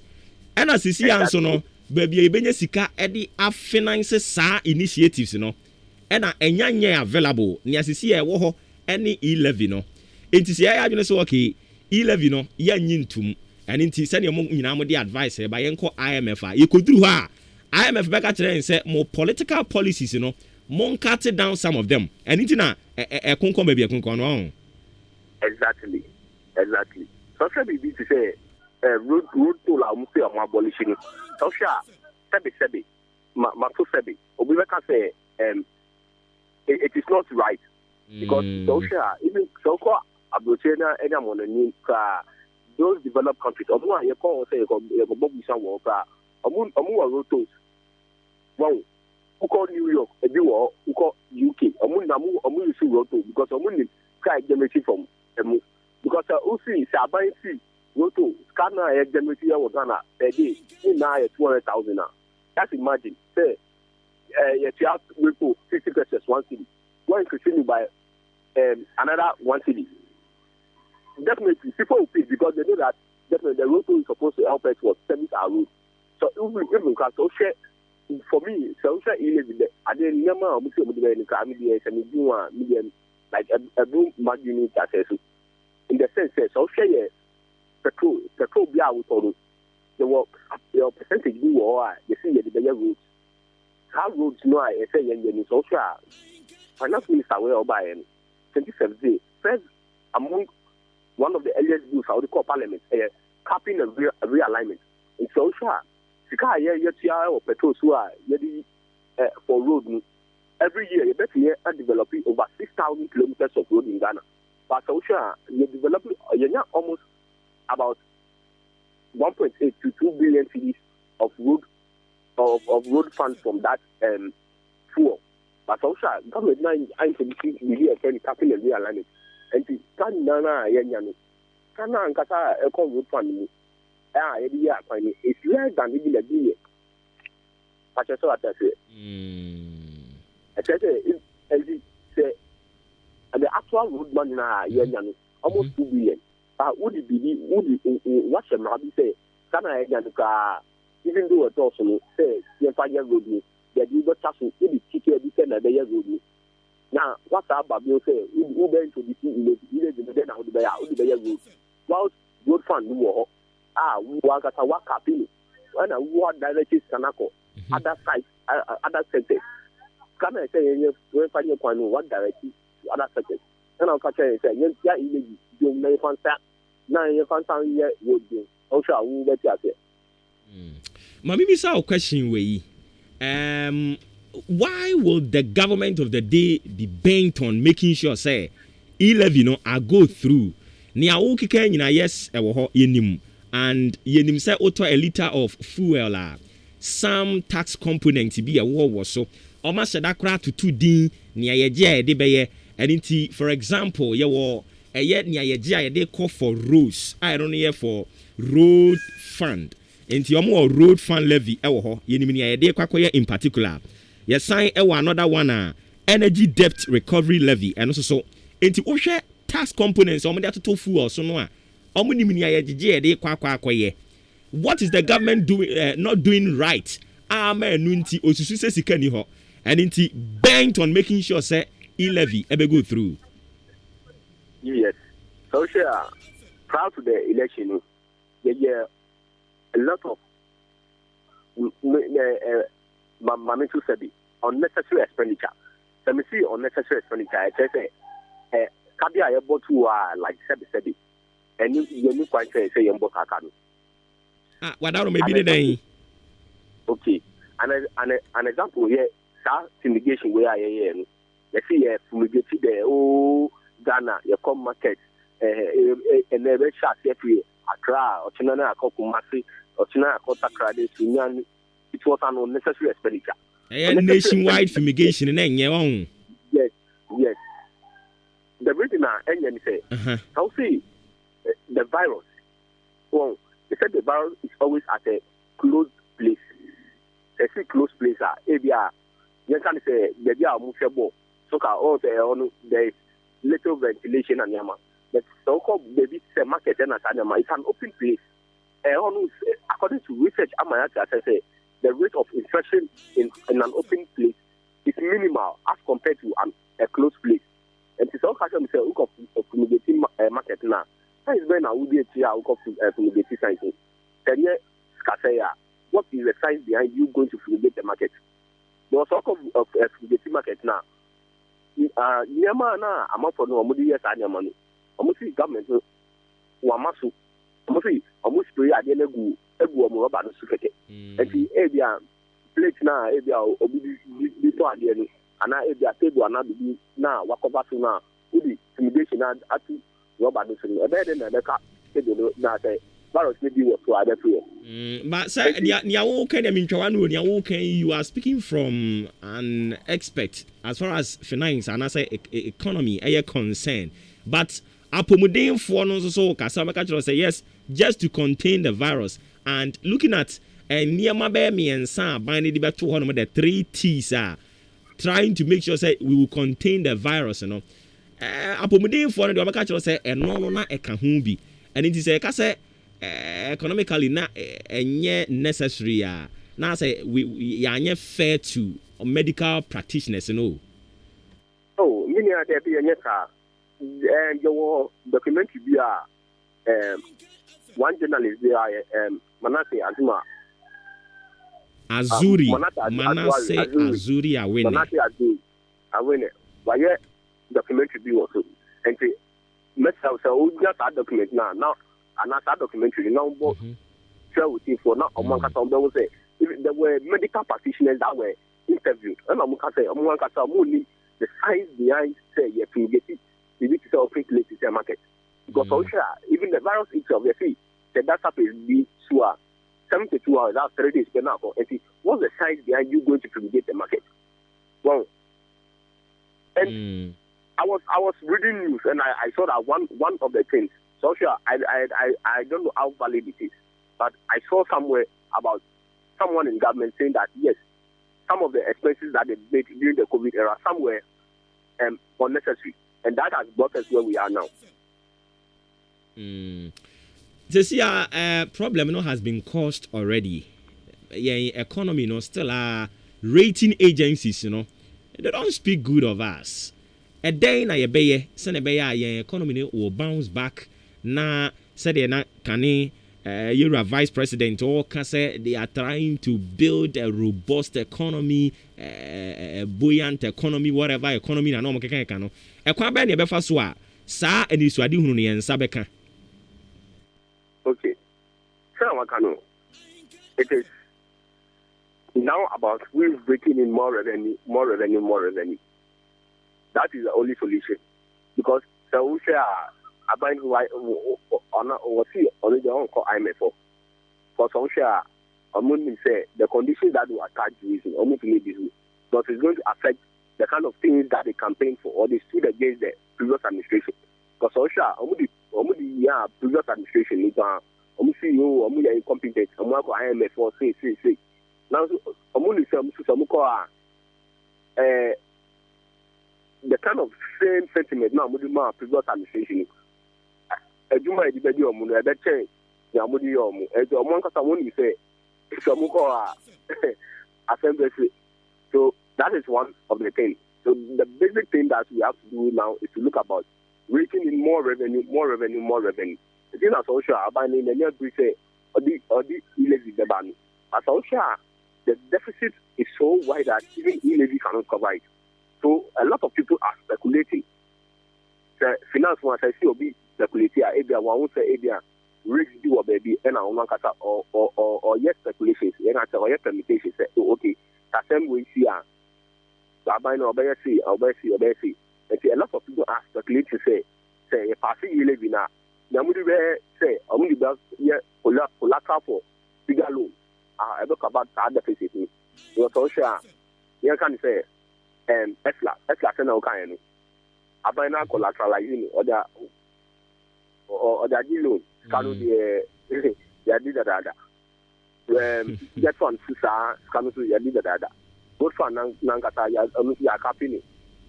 Well, it's so sure the possibility of abani say facile loan or the require or the collateralizing for huge money in the war. So that is where we are now. I see. Eji, there's still hope. Yeah, economy, say a back on track. Wow. There is hope. And I mean, can you say more revenue? That means we have to generate more ideas of more revenue.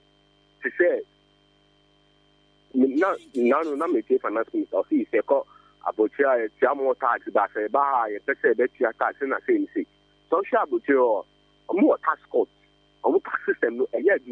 So obi tax. I will say tax say the street light call up now about replace it. So even the electricity I upon you see or be the friend say what street light and your money now you tiaka. But what do they be going to street light? It's off. Now so still we are paying for street light, but we don't see the street lights in our cities, in our towns, in our villages. Yes, we are paying for them. So how will it motivate people to pay more levies or more taxes to the government? And social, one thing that the government also has to do is to be serious in terms of tax systems. Let's have tax cuts. Social but we so do tax. Not for you. Finally, you better to one case of once your tax because someone is saying tax system is very efficient. Unlike our place in individual and filing the tax. The government doesn't change the individual. The government doesn't do the individual anything. But I will say because all the students can now call tax release and our time I want to reach your tax. So you school to one case it 2 months, another 3 months, and now 1 year pay. I say we start to your tax. I haven't been New Well, so all these things are some things are measures we have to look at. Making sure that every individual in Ghana will start filing their tax. If you don't file your tax, your income tax, then the government will have to what? Deal with you using the law court. And after now, we don't even have a tax court in Ghana. The tax court that will say, oh, yeah, this person hasn't paid the tax, so we are going to deal with the person. So these are kind of things that we also need to look at. If we are talking about, yes, 2.5 million people pay direct taxes, what are we doing about getting the other population from also joining the direct tax? Get it. So these are things and measures we need to look at. The direct tax system, we are individual area who don't provision and not be this and government are rating in say yes, so only so we file I buy need the baby, but you need this hour. Enti e-levy and go through IMF and so are buying say onko. You better than Amaniji Ghana. Oh, any day economy will collapse. That is the total. The IMF near alternative to e-levy on. Not that's the alternative to e-levy. One thing about the IMF, when it says, well, the debt suspension. And see, debt suspension. Maybe I say maybe 2025. 2025 loan bia abana akako dinu says COVID loan and your mature in 2025. 2025 social your projected amortization, amortization. A car akako di and interest now is estimated to be around 60 billion. 60 billion Ghana cedis. Let's say they're going to use 60 billion of internally generated revenue to go and pay that kind of thing. And to say call IMF for I don't know IMF for them say young can be the chain and I their interest and I prolong the kind of interest now say the duration I say in chat loan. The day I said 2025 years now I'm a forward prolong say okay yeah from 2030 you say government fiscal space so that is something or that's one of the good benefits of going to the IMF. IMF will give you the fiscal space to be able to suspend some of your debt obligations.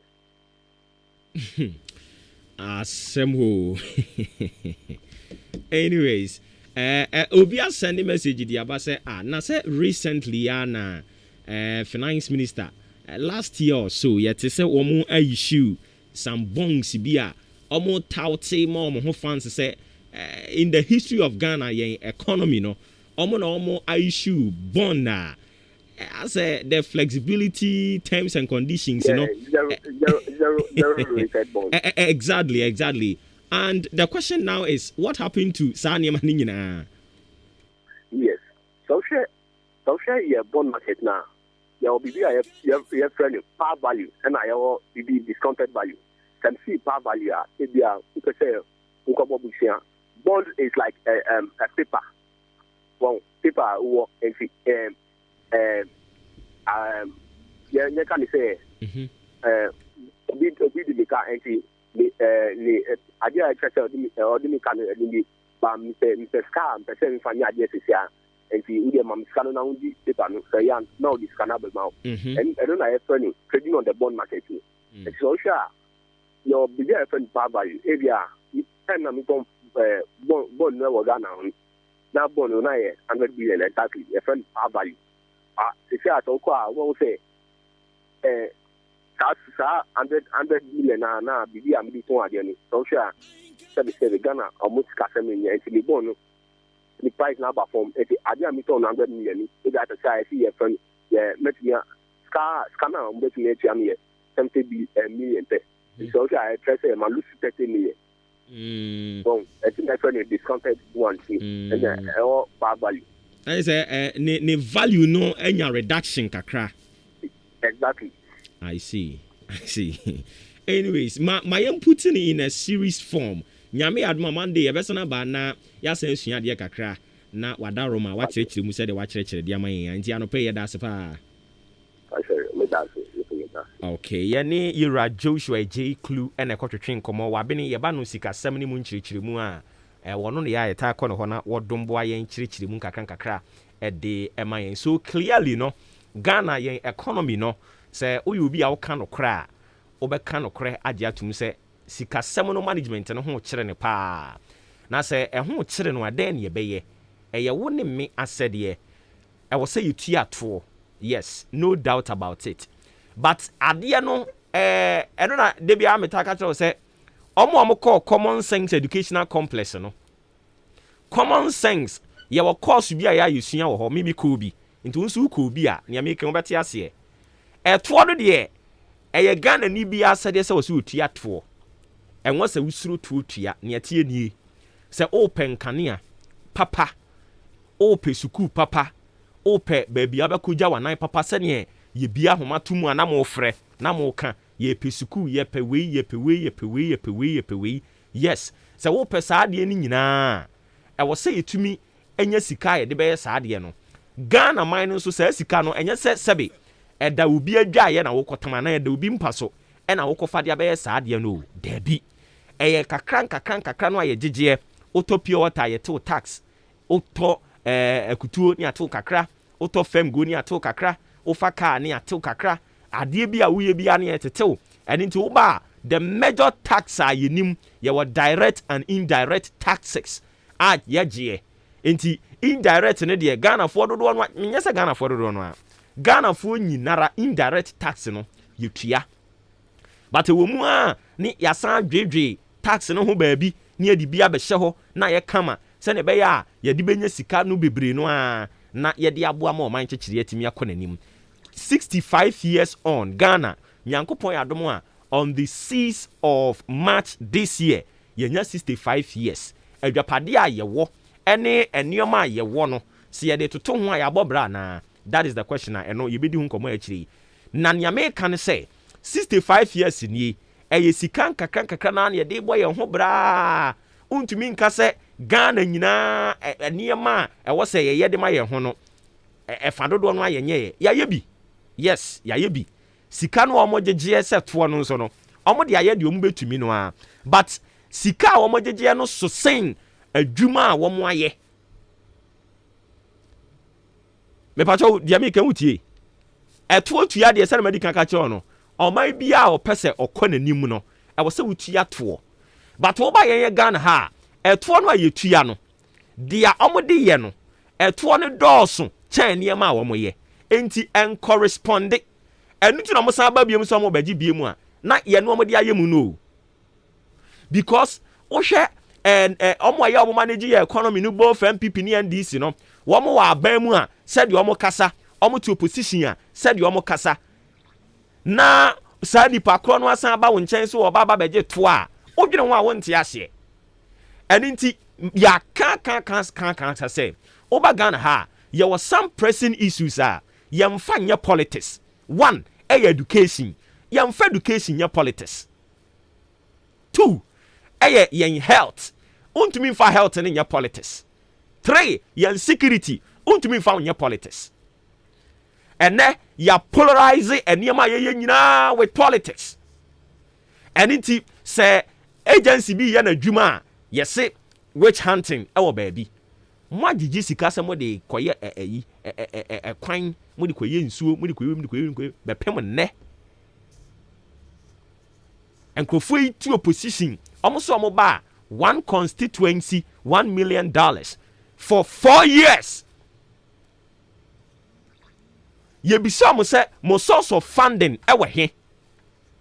Oma nhu anka. Free senior high school amade ba eya de pa. Enkrofo bebre bisa mo say yes, free senior high school no eye good policy. Me maka kan say obi a obesori atia free senior high school no e wo se ye kire ne de ko se pantan yo se chantan ho. Ne ye ko hwe na adwene ho. Ana se o sese ye de wo ye twi na adwene ho ye mfa ntwi. But yembisa wo mo say yes, free senior school is a good policy. Ekwan be na mo be fa so a mo be mana sustainable even with or without MPP no. Sa free senior school policy no will keep running. And your question ebisa ye, what the policies dey ba? You don't think about the longevity of the policy, you just think about the populace. For few moments be made a vote. And a typical example, akatua ye dema teacher trainees ewo school. Abai we ba or say media mintua biem. Abai we ba or say media metua. Ni onu so obetua no se be ya obetua ya asem. Di onu so ontua kwa so no aka no kra so ontua. Enuti policies are politicians and they ba no enye sustainable. Obia de ba or de ba because of elections. NAPCO. And also a very fine policy.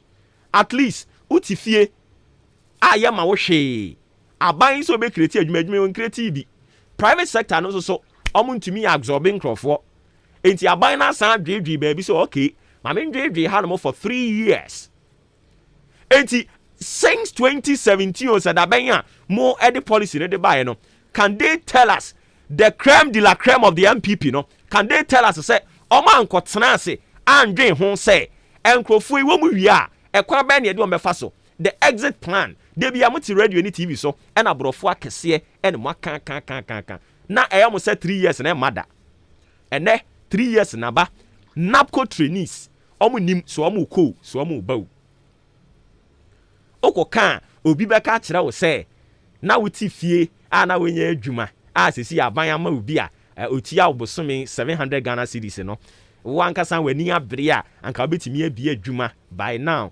nanka isaban kra mo awa e wasa otimi bu awo ho hey bra you talk say Ghana no atimu no o de bibia ya okay de man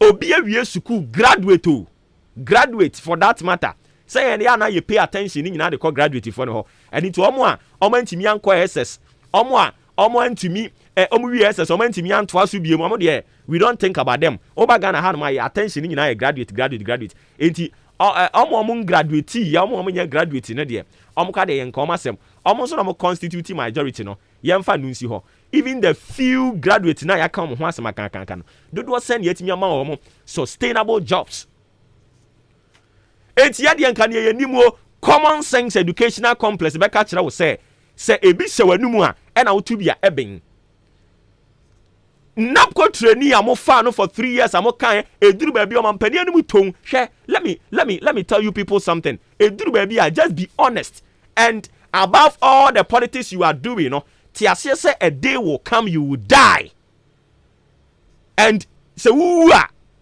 atemu wo ho de man ete ya wo say oh your politics eniema ni su ne ban ya wo da na di wo amanyo sema bra bom nyina no wu a awurade betwa ne mfoni di akere wo enti e wadwen say I want to lie my way to power minya wie no ano no a awurade butu soro ho o hwe wo ne me NAPCO trainees for 3 years was saying no proper exit plan and no ani book mu ne borofo akese e na mo keka kire wo mo e na o ma betena fie mo ya e na saban ne mo awa e wo se oye bibi de ma ho ade na wu nya o politics no wo MC ni DC any friend is saying appointment ya de ma mo no ade na won kan kire mo say you can help yourself and into mo form appointment mo sorry a e na MP fo ebre o MP tie sika ade na wun jaye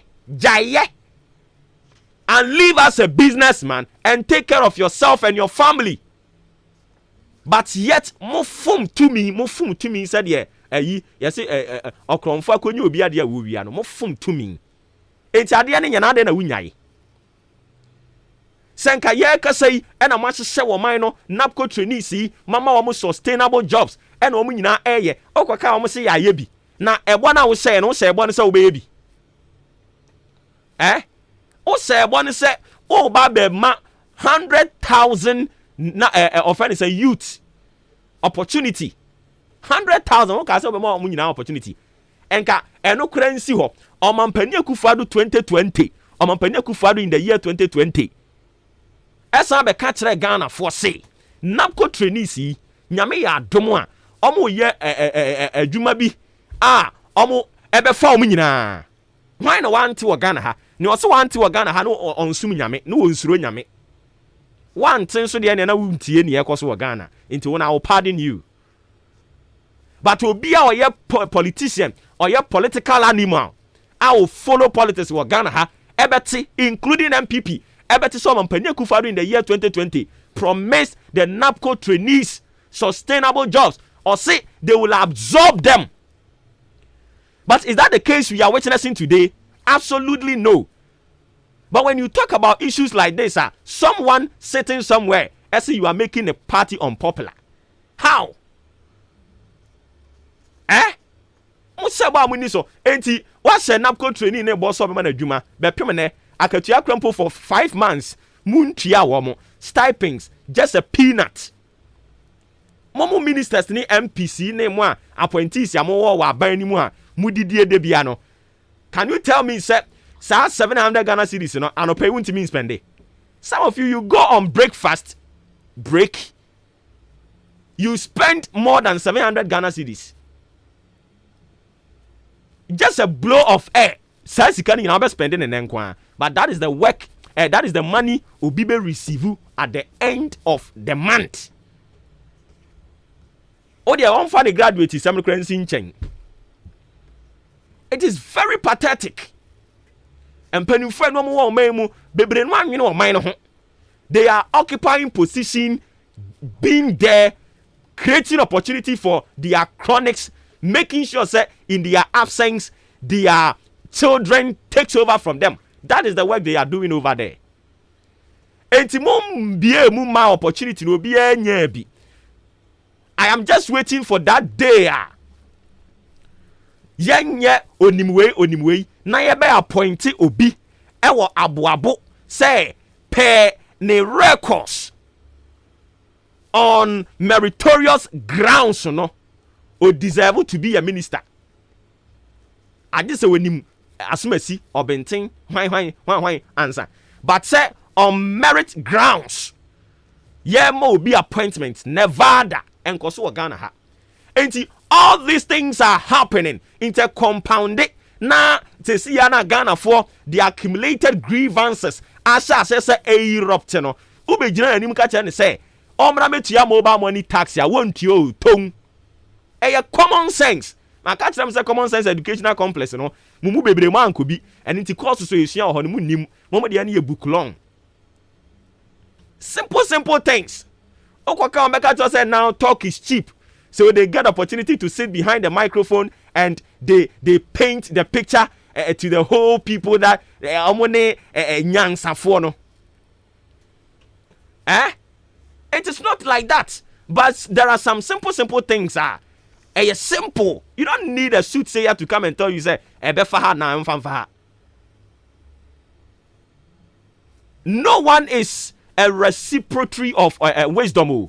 Debbie you know going to we dey the ban we dey the aba wo dey kan okra ka kire me say ompo o ma na wo tifie no wo ka kire wo ba ne say kwaku me kwa abonten aba abonten na me kɔ no ana wo dey ma me nka ne sei wo no ma tifie e no ka kire mo say o me ma mo me yanyigi sika ne mfa no anwa mo e no wagege nkwala no anwa mo sika anwa mo no wa anwa mo no e na upie ko ba na wodi chibom hunim chibom ko sia ya chidi ahye brudu mu no e na wode no ba ye enkwara ni bisa sa ngam no we hia ka che enkwara ne se omunyi chibom ni na omusika no wantimi amfa no ngam no na emum odi chibom aba nti omunyi ni na omunsa mo omunsem ma wo sansa wuji sika nkra wa ni odi akwachi chibom di ya bre wo mo enkwala ya ankasa ena o magi chibom no eja kom de wo mo afei ade echen ya wo san be ka che enkwara ne se monsa me agi sika di be ofufuo omo betua ko bi ka wu betua common sense educational complex admission is still in progress. And to make you have a forms. Common sense educational complex. Yeah, it's a no. Say yes, this simple analysis. Don't come and tell me say a NDC for no was say omo reason the man me ameti hey. Said you munya no na Obuoba ne nsem okeka no NDC ni. Into NDC for na e be kire bi nyansa. Me ameti hey. NDC for na be ka kire me say obetena microphone echi a kan ABCD. Anania me ka no ensi wo Ghana hada. And I also a part of the false publication as they say, more chilling crofo and amodi atom so no. Is it part of it? Ni America is a false publication? Yante Ghana haro mampani akufo be ka kire napko fo say, omo be absorb wo omo, ye be jo mo nyina wo adwuma ni mu, amoma be permanent staff. And I also a false publication am dey to ne so. We should be very truthful to ourselves. Na ye nyai sa politics na yamana kata ye ni on mind ye bo ni to no. Yanhwe your mind ye bebo ni to ni bo ni to wi a me say ti ase se eye den wona wo say wo ye too powerful society a ene kufuo gentle giant opia wote wheelchair mu ni ye pia no nti bibia wa hyase wa wie ye. You think today you have all the powers to yourself and you can use it to bully, molest people, gag them. Continue to do it. But kai na shanin so de bia ya kai sa bebu ya mebu di kire we. Say said ye ya nantwie ono ankasa ni podia anka ne to anche no.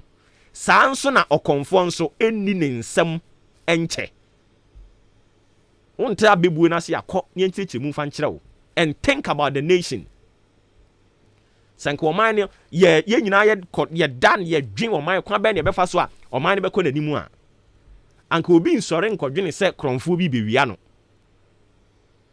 We don't think about ourselves. We don't think about the nation. Babia say ofa football e ho etan, ofa entertainment ya e ho etan. Ye wo Ghana ha aban yo te so entertainment fo nkware ya no mo ho ye mesere because they are not united. Some are united, some politicians here united that they have a united front now. And can entertainment is saying, "Ke be unu se hon so or how be wo ho." Omampani akufu ado ne ni MPP aban yi, e she entertainment for bo say, omo ba, omo besi, sabren kwa na 10 regions. Omo ka say 10 regions ni omo besi theater ho with exception Accra. Because Accra dey na bi wo ho dada. Omanka ana sa manifesto no man kenkan bi ana ansa no mo kan wi am so we mframa nti mframa de ko entertainment sector no omo ye say all regions sabra na 10 regions with exception greater Accra omo se region ni nyinara omo de ayi theater e de be ko ho theaters do do send wo mu asi into these simple questions when you ask her eno no ma be otamfo ni a wo say me ho bo no wo nyeye ozo se min sama usika biem den na ode koye simple we no enkrofo ntiase but all call common sense educational complex ya de bia me kasa obetemase omo anko bie no kasa o masam twintwan no me ba to tiwe ma me na me nko for commercial breeder. I'll be back me ba ye beto aso.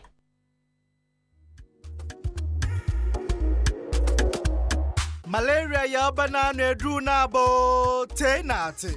Fix Herbal, the Fix Mala mixture. Wa boni pitu, wa boni bede.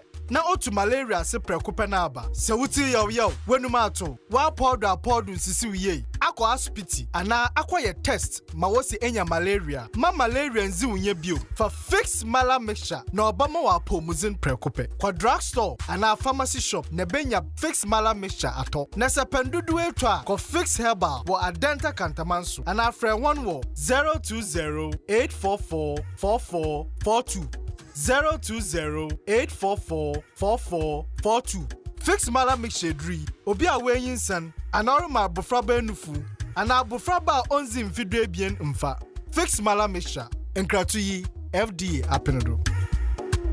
Hey, ODI Electronics. Mama yehu say mu near my papa. Wow! Ne nyoma ben ne die ne huntia. Ye ni agesa no. Refrigerators, deep freezers, beautiful irons, microwaves, blenders, gas cookers, kettles, rice cookers, that's right. TV, washing machines, and anyama hodra you use to fie ni na. That's dramatic. Seeing is believing. Where do you want it, Yoma? Ye ni nyao. Chesa open home appliances. Edia bojuma efeni bebia. ODI Electronics. Enabeko. Anameboa. Aini. Would you friend your home show for you so 0550 900 600 0550 900 600. Adishmama na dear de krani say. Emfa oni bebia wo. Udi anso be frɛ 0550 900 600. Bebia obiano. Ye be deliver edia mount. ODI Electronics. Yaba say ye TV, fridge, gas cooker, kettle, and answer microwave. Adie be a me fie ye dena horse ye deno. You want to say chapo o freya. You bet your kwambe for so benya dear. ODI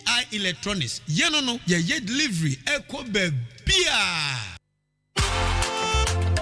Hey Jack, it's a bookshop or pass what town and I won't catch him. Oh, Bloom's Bookshop and Trading Enterprise. Asemna Woken. Say it test books, exercise books, pen, pencil, eraser, adibia, a fa addition hono. Would we reach them Bloom's Bookshop and Trading Enterprise? On Sabekabi, you will book no any free crutch, ecopim tertiary institutions in Engina, and sorry, offices. And now what be bookshop kase and I will pay books in the Gumwa. Also call on one sa ebekabi kai. Nation son. Say, ye turn in the doso poom, sanso, and I open back pa on sa ebitumiaka. Akim or down supermarket, ye need GCB bank and a D and shady moon. Fraying was 0244 293632. And I say 0203 083031. Bloom's Bookshop and Trading Enterprise. Mark of excellence.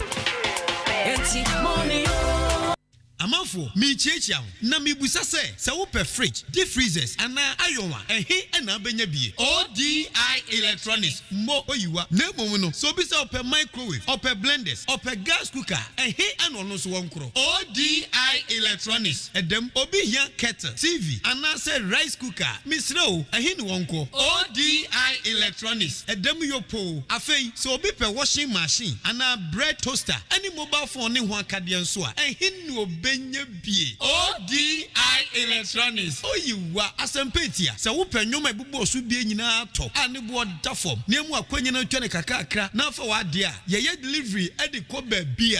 A ODI Electronics. A bussy say tam and your mapa be a open. Say ye TV, rice cooker, washing machine, bread toaster, deep freezers, freezer, and I say iron, fridge, microwave, and I say BBT say kettle and a gas cooker. Nina ODI Electronics. When you be at a very affordable rate. Umo kakra. And found the baby awo. Do you hear me say? Uber friend was 0550 900 600 0550 900 600. ODI Electronics. Baby awo bia. Utiaka wepe. Ye delivery at the mouth. Open soa. Ubetima be pick your product. Ewa AHENKAN933 FM heya. ODI Electronics. Ye boy. Wow, Kwame ni dressing the wow. She suit ni shirt but baby ashano. When shoe no. Take a groomsman no cry. Just say bibia is on point. Kwame the enya mama so share that ko wedding who shop no UK. UK. St. Philip Enterprise no. Owo Kwame kuma cycle hey ya o. St. Philip Enterprise. E banu mema ni oma dia. Don't go there. Wo bet show designer shirts papa mwe fili. Inte wo so ma honya ha. Na kwaji St. Philip First Choice, Special Man, MK Classic, Deluxe, Unique, PN Design. Ni keka ho na nyina nso ye cotton slim fit designer shirt apapa bi upper belt, shoes, material trousers, jeans, Lacoste and suits and ye hwehwe St. Philip Enterprise on Kroma Circle wo Benkaneshi Trotro Station for front na e overpass in nchen no Okanshi opposite Kani UT Bank and Tudu IRS building no shop number 17 0244 147 212 and 0204 709 963 na wo ye wholesale ni retailing nyina aya wo kwa bisa St. Philip quality khaki trousers no e be fit we say St. Philip Enterprise wa hu ofintra Ghana adisiye Obuoba Ofori Amanfo Emamo Achen Ediba Ahenkan 93.3 FM. Fix Herbal say yen kan kyerɛ say wapomudi hu hia wo nko ade a ɛwɔ sɛ otwi ben wo mo san so mo ne ma papa de ma Fix Herbal the Fix Mala Mixture de abaye no ye malaria dru kese pa ɛne nti ebia wo ye adwuma kakra bia no abrɛ wo hɔ no mo abom se wuti dwa gaga oni padua ne firi wuti so kosi wo na ase oje ho enye mekanfo Fix Mala Mixture no de ama malaria dru kese pa na ne wo mu ni sɛ onom sa dru ya wo san didi pa ɛboa wo nti wo a wuntimi didi no mekanfo Fix Mala Mixture de ama eno achi so mema no ye de eye Fixman capsule so de aba mema no ye ka ho asem e ma no kra na gidi ho adanse e de ema ye ni ntimpa chow ukoduru mpamu anakasa tenten na do so amekanfo Fixman capsule so no e de amount Arabella ointment no so de skin rashes and afi heat rashes no honam ni ensansan bi abegugugu no se ukọ eye Fix Herbal a onsa ebetumi aka wo mu ndre nyina ebia no afro mo was 0208 444442 0208 444442 and 0302 90 20 71 eno ne ye number obefre wo mo atan kasiem na emom o wache mo dan ne potem a ko both chemicals or main lorry station baby a yeton enkoko no 0205 885005 0205 885000 and Ochiniba Drugstore, Amuafo Pharmacy or Green Pharmacy, Chumesi Drugstore, Kennedy Drugstore on Sa able to me Akabi. I kind sounds to say a machine I will pay. Edia Edi Jumebia a year and now bedin to be Jumedi a woody will be here machine said the ayano. And one will be saving number we are chilling free 0543 35 0934 0543 35 0934 St. Philip's Enterprise said a mema outfit and Tadia Papa and I will part time a year mema dia.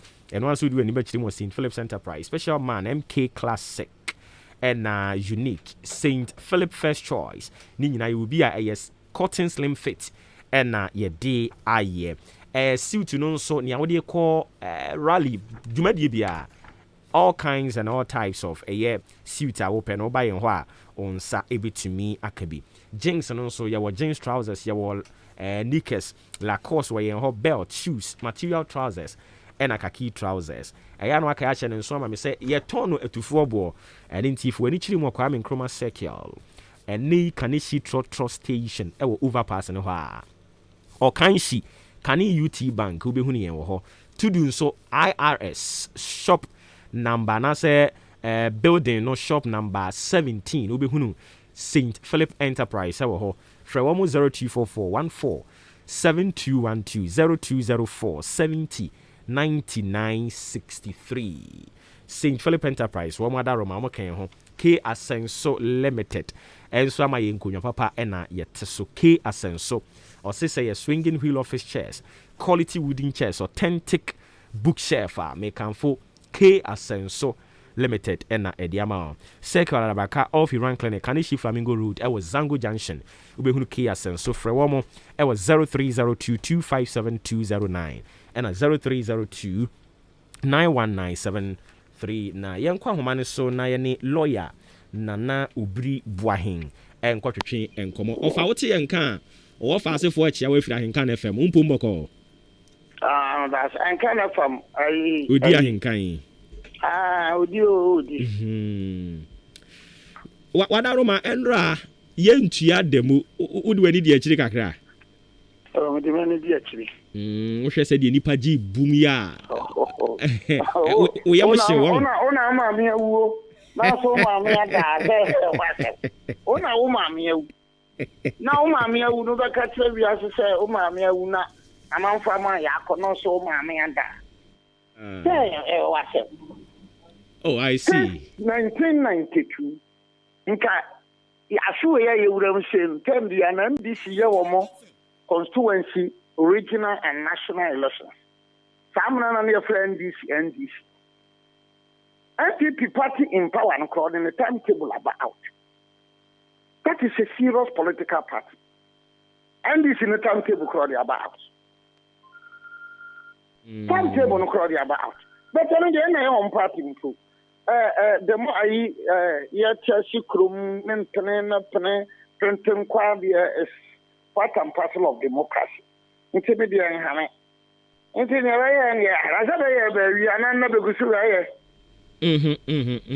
Transfer Bayana. And yes, a minimum, dear. And I one by a bronya Besiana. That is a which I who a bedroom. Okay, yeah. Don't cry, I remember. I have traffic. Remember, me a boy who opo wo. A boy who open and Eti what should I say demonstration ya wo hwe genuinely kaya ye fu a omo be join here okada fu omo join here dwedifo ma omo duru CMB dwedifo ma omo nkasa firi omo pembe join here no enka hwe nkyira aban no ho o me ka se enka hwe nkyira aban ba me ja se se no de na wo ya che se nti no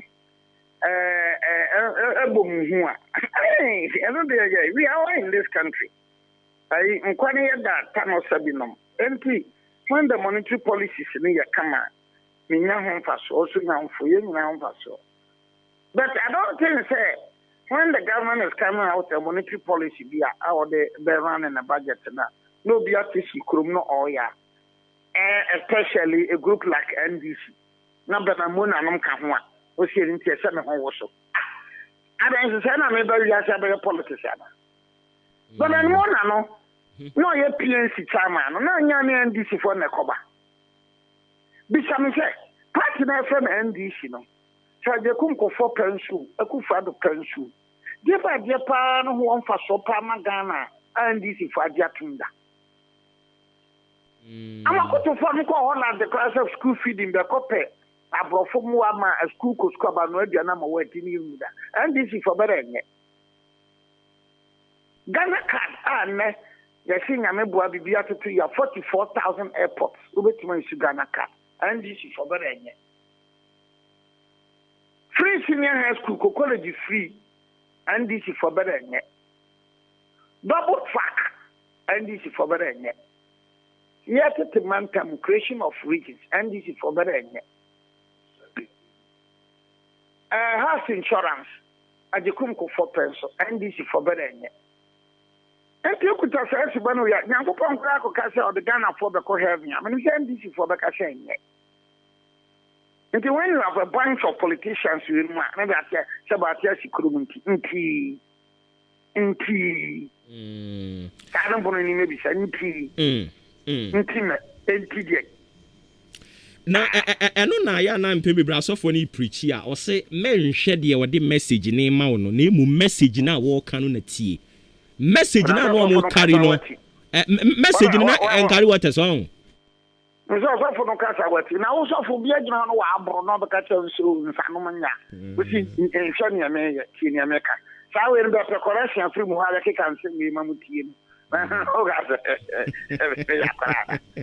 o person ye kwakuni akuya no kekawe ya no wa me di message bro me obribu ahia me ya politician ye lawyer me ka sa che na me di atem na me kan sim hunu a o de shami obribu ahia me ka sim hunu a me ka no a ba san be no ke de bi ka che se na na dwumana ye fa na dwumana I see. Eti omo demonstration omo de omo ye no ne omo kan say e born out of politics. Inti nya de ade mu tie wo omo kra. Oh, na politics. See, the problem and this as a party has created for herself na say. Essence tabi bi papa bi ba. On say enye yontene enye entrenchment. They have created a big problem for the party and the supporters and in the foreseeable future. Because so this time no crowd suggestion be more the banner about when they see them. What did I say? When they see them. Yeah, eno na ubi kran so asend message si asem mi say ye ka enye yempene a. Mo so ma ye bi. 1992 constitution ye di adwuma yi kra ene. Omampani enjoy privileges ye wo mu nyina. Mo boycott ye no wo ho. I deal with people who are informed in life. I am Obuoba Ofori. With due respect, I'm not insulting both people, but I deal with people who are informed If you are not informed in life and in politics and history,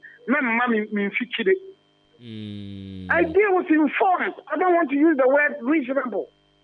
Because in 1992, now when they were drafting the constitution, there was no political party known as MPP. I deal with people who are responsible and reasonable.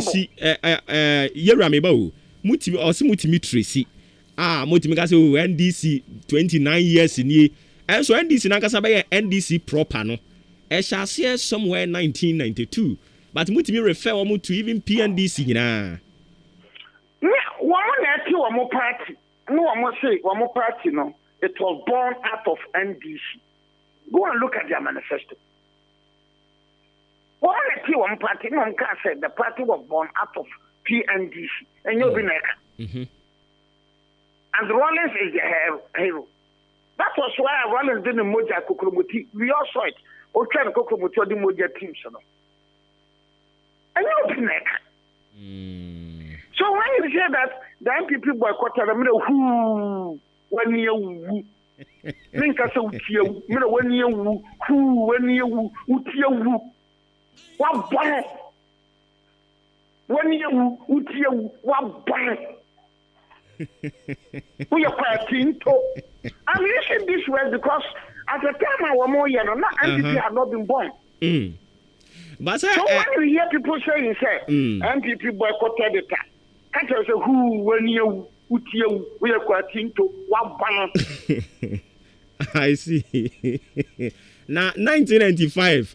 VAT yede by no so omampani akufado sa breno or sorry the TI say impona nya MPP a ene ono ana ye president inti ne personals omampani akufado na nsesa oh no because you'll be a demonstration and there's something wrong with that. It'll be a demonstration. There's something wrong about that.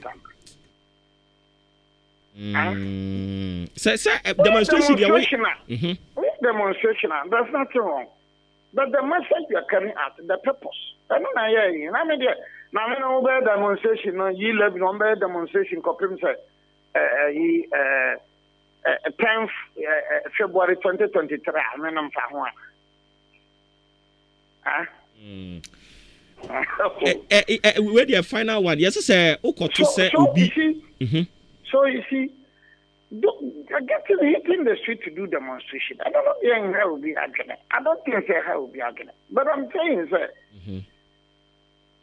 I say I hear demonstration because MPP for your demonstration. I am part because MPP affiliates be a demonstration. I am part. Oh, now I have demonstration. Now see you 11. 19 say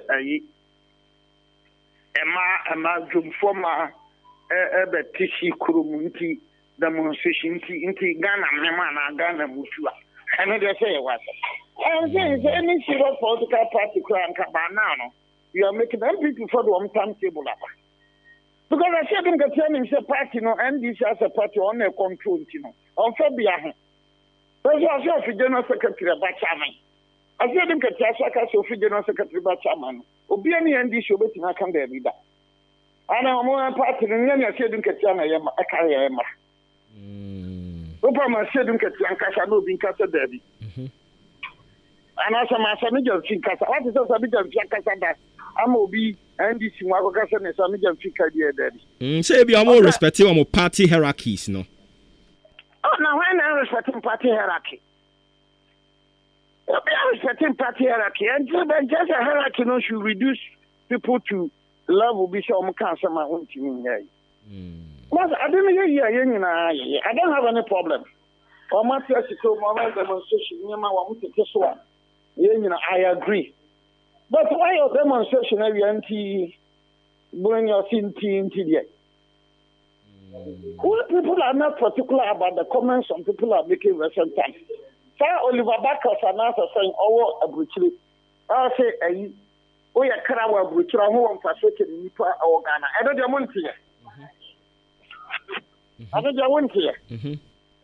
Want to say Oliver Backers and us, oh, yeah, Karawa butcher, who won't frustrate in Nipa or Ghana. One here.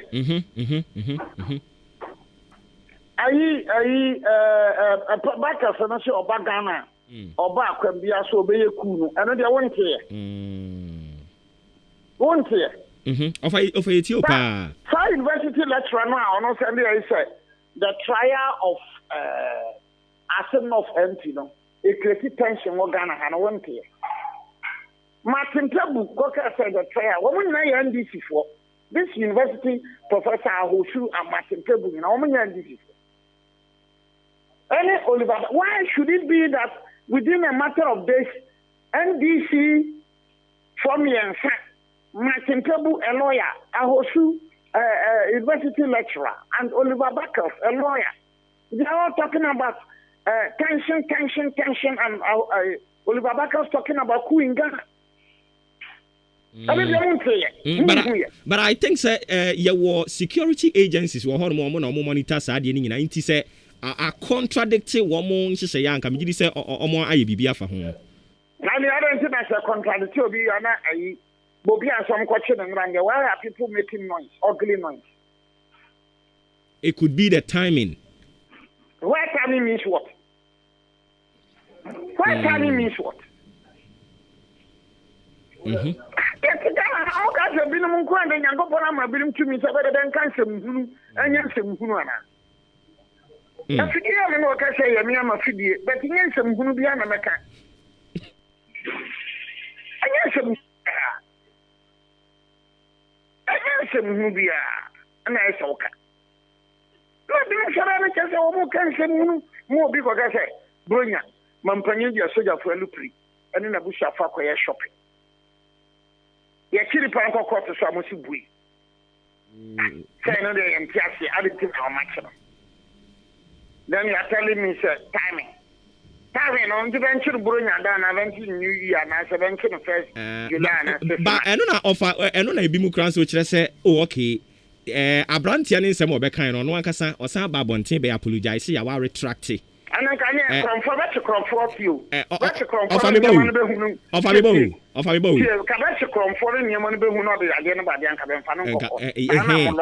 and also, but you see, and Quadani is young penny for any sooner mobile. Yawagana had 2009, Mamma Benua do. Kekan send me the 12 penny for so. A brasso, yeah, didn't be jumping for him or can he pay Etchum sending in eye for political talks. 80 moment penny for a bian Yamoya, and Uncle Anisia. And I know to be my sound. What is a man can't see Muda? Neko Fiba, what is a man can't see? Of our own body, I mean, be that. Let me can't see Munu because we are back in back. We can't see Munu because my man and Papa to tell it. Me can't see Munu because my man and Papa to tell it. Probably a back in back. I can't see Munu and I just am away in a champion. Owo okono samba no pa kasa na mrofo I so be cancer mu na say the pakro no ma ye no champion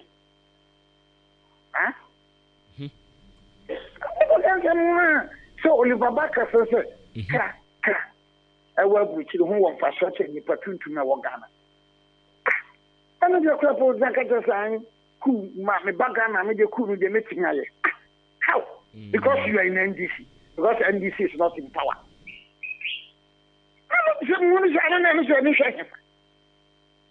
Martin Tabu of all people lawyer because who were NDC. Also the trial that's not a creative tension. A whole university lecture. So the trial that's not empty. Meanwhile, Adamu Sakande, when Adamu Sakande was right in this country, and creative tension. Sakande do Nipa. Too bad. Yashire offer ewa homane so nti lawyer nana obiri boahen ena yene no kotwetwe enkomo no adwempa ya sem do maburu bebre no aso asemu nyame wo ho edi fa boafo ase da kakra ma wo na fe yeto aso si agana kasa no ayi ahwe yi enra microphone lutu me ho pitch ne so ho no mo no ehefo sindra me refi na me ja me tra bi ho mani ba mo se me kwa me kofa kakra me wo me kotokuro mu nyina paw me dan safwa eno kwa na ha me no ti enra me nya kwanya wura me dem na be donko Oh. Doma lutimi wo. Edan safo no de koye dai. So afa adwapade ni nyina nti wo kwa ko no wajatra no ho. Faka wen. Da bisa fe no wo kwa ko to ne bo ase akwohwehwe de wasesa ni mu. Too bad. Jena wa lutimi wo. Ba be de dai. Kafra.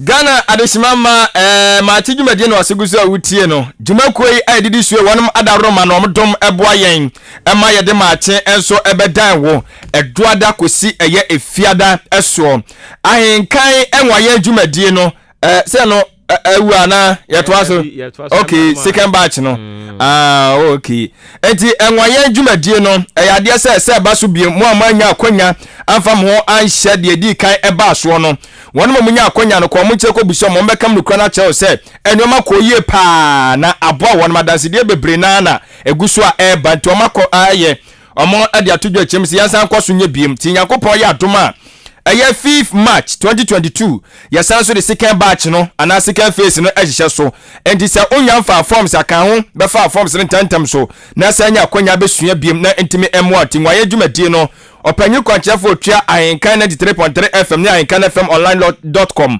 ano okaboma aye odi media network aye orua aye odi ahenkan kwam yebo no na bedi anim akyerɛkyerɛ dwumadie ni nyina mu enso ede akyerɛ aye akyem aboabo na dwumadie ni betodwa aye anopa no sia kopem aye dumie no na ede dwumadie ni behye so me patch forms no aye 50 Ghana cedis per 50 Ghana cedis per na wode ba befa forms no frɛ ewa homabofo yi so na so ene mpanyfo enkasa bi kura baby awo no ekwa wa ntuntimi emma na wa frɛ na afi wa ye momo no kama na afi no forms na afi le dia to dia ma 0244 87 63 0244 87 63 frɛ mpanyfo na ososofa ho ehye nwayen dwumadie no enso emu ODI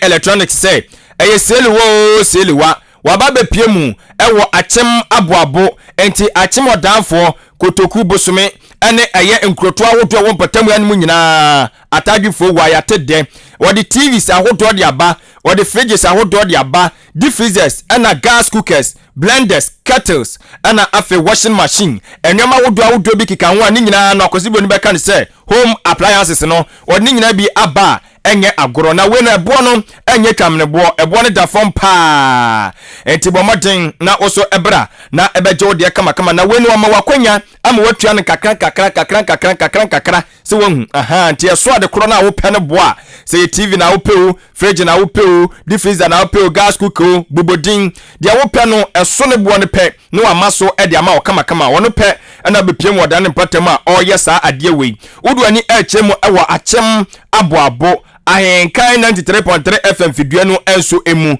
ana uduru eye achema babu main station one mabuso obi asa ope bia abozege FM wono obi anso be kyerɛw oba na ne mpefa be bon komo me pa acho ni de na oblasie mu wono mo efren kontabudie eye 0550 900 600 0550 900 600 frɛ ODI Electronics na wono mo enso so emma home appliances no enso ebi na sanso ana enei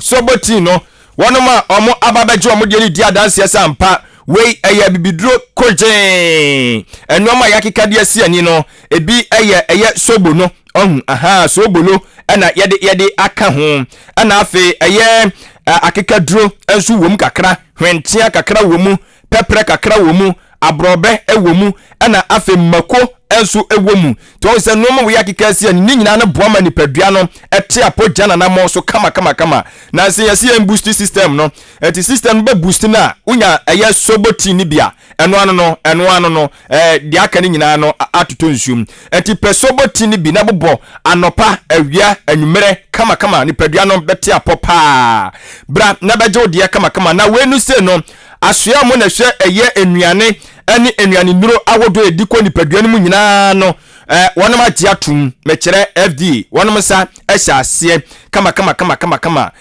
nti bomode na ebagibi na entimi emmoa wo kama mepa atwa ndie mu uduani ekere mu ewo eye anyimina enterprise ewo eye dome market ɛwɔ nkrabupune mantamu ɛhɔ ɛna abehu wɔnom akyiri kwan wadaroma ɛne wɔnom ɛnkasa wɔ ahomabɔfo yi ɛso ɛmfa ɛma yɛn 0551 11 96 20 0551 11 96 20 and 0244 08 76 95 02440 87 69 5 ofra wosa ebeka wono na se uwo asante mantamu ana ebia wo hwe ewe kasa mfonyin no eso Facebook ana YouTube a odie nie frɛ wono mo ewo 0246 18 52 16 0246 18 52 16 frɛ wono mo na ne wono emmo eye enkomo kama sanso na wokɔ eye ante adwa ho ewo eye Roman odan ana afefrempo enterprise ehon so bi ho nti wokɔ eye saso nti wo odan ne mpatam ya no ma ebia ayenka na femfidio me oba wonsa beka bidoso ponu guya na emom wo odan na anaso ben odan mpatam so akɔ ante adwa ho no ewo Roman adwa ye general manager ne maame okay ti wokɔ no ho Mr. Puzo maame ukono wa benya bi na aye frempon enterprise so yedi bi enso akogya no so wo amanone ana se nkura wodo yi so wo bi ayi be se USA ana Australia ana United Kingdom wo dia ne so obefre ewo plus modern na plus 1 na 312 82 65 66 56 1 T plus 1 312 826 6561 and Australia near plus 6 14 01 77 0577 eno eye soboti no bomoden na eso ekenkan bi kama na se pebi enso bobo na noma entimi enkonkan ema wo ni padua no enso emu na sanso na VK Vocational Training Institute VK Vocational Training Institute wono enso aba chesemene o ekasei wo boa pa woni suade nwoni se wo de fashion no opese usua bibia afa ho na wo se de omseme etoto nneoma yempam ntade na afeso yenye decorations ahodo ma amanfo wedding asenya fe empo ayiyo mpo kobo decorations ahodo a ne nyina no eye VK Vocational Training Institute wono mo ene be ma enkyekere ne pa na afa mu wioma mo abodin krata edimu na esombo eno no odi bowura baabi a na so obi ade na adwuma bejawa enya de ese ne yembe hyehye no ana na okwabra bi de obi koyeye na ewi akire wodan ne ka gini sikai na chese ehadwo ne bibiri enti eno sa no mekire ne se onko VK Vocational Training Institute niyama wonam enkyekere mapa na emwa wonam to eno sa no pia bonte a fashion designer no unim nani so unim bibia kama eyeye ne yayo a unim enhwire ya wodo a wasa wode kɔ ho unim ntade ne nneoma wodo a wode be kɔ ho kama senso ye wedding na eno so unim enneoma wodo a wasa wode kɔ obi wonam akɔfa ye de na wode kɔ ye wedding de ne nyina no ya de se emwa kwan bia enso eso enti wode ane se obahwehwe eye VK Vocational Training Institute ewo eye achim aboabo eye Davi tilapia kwantempon no eso enti achim aboabo Davi tilapia kwantempon no eso na abehu VK Vocational Training Institute wadaroma ene wonomo emmo enkomo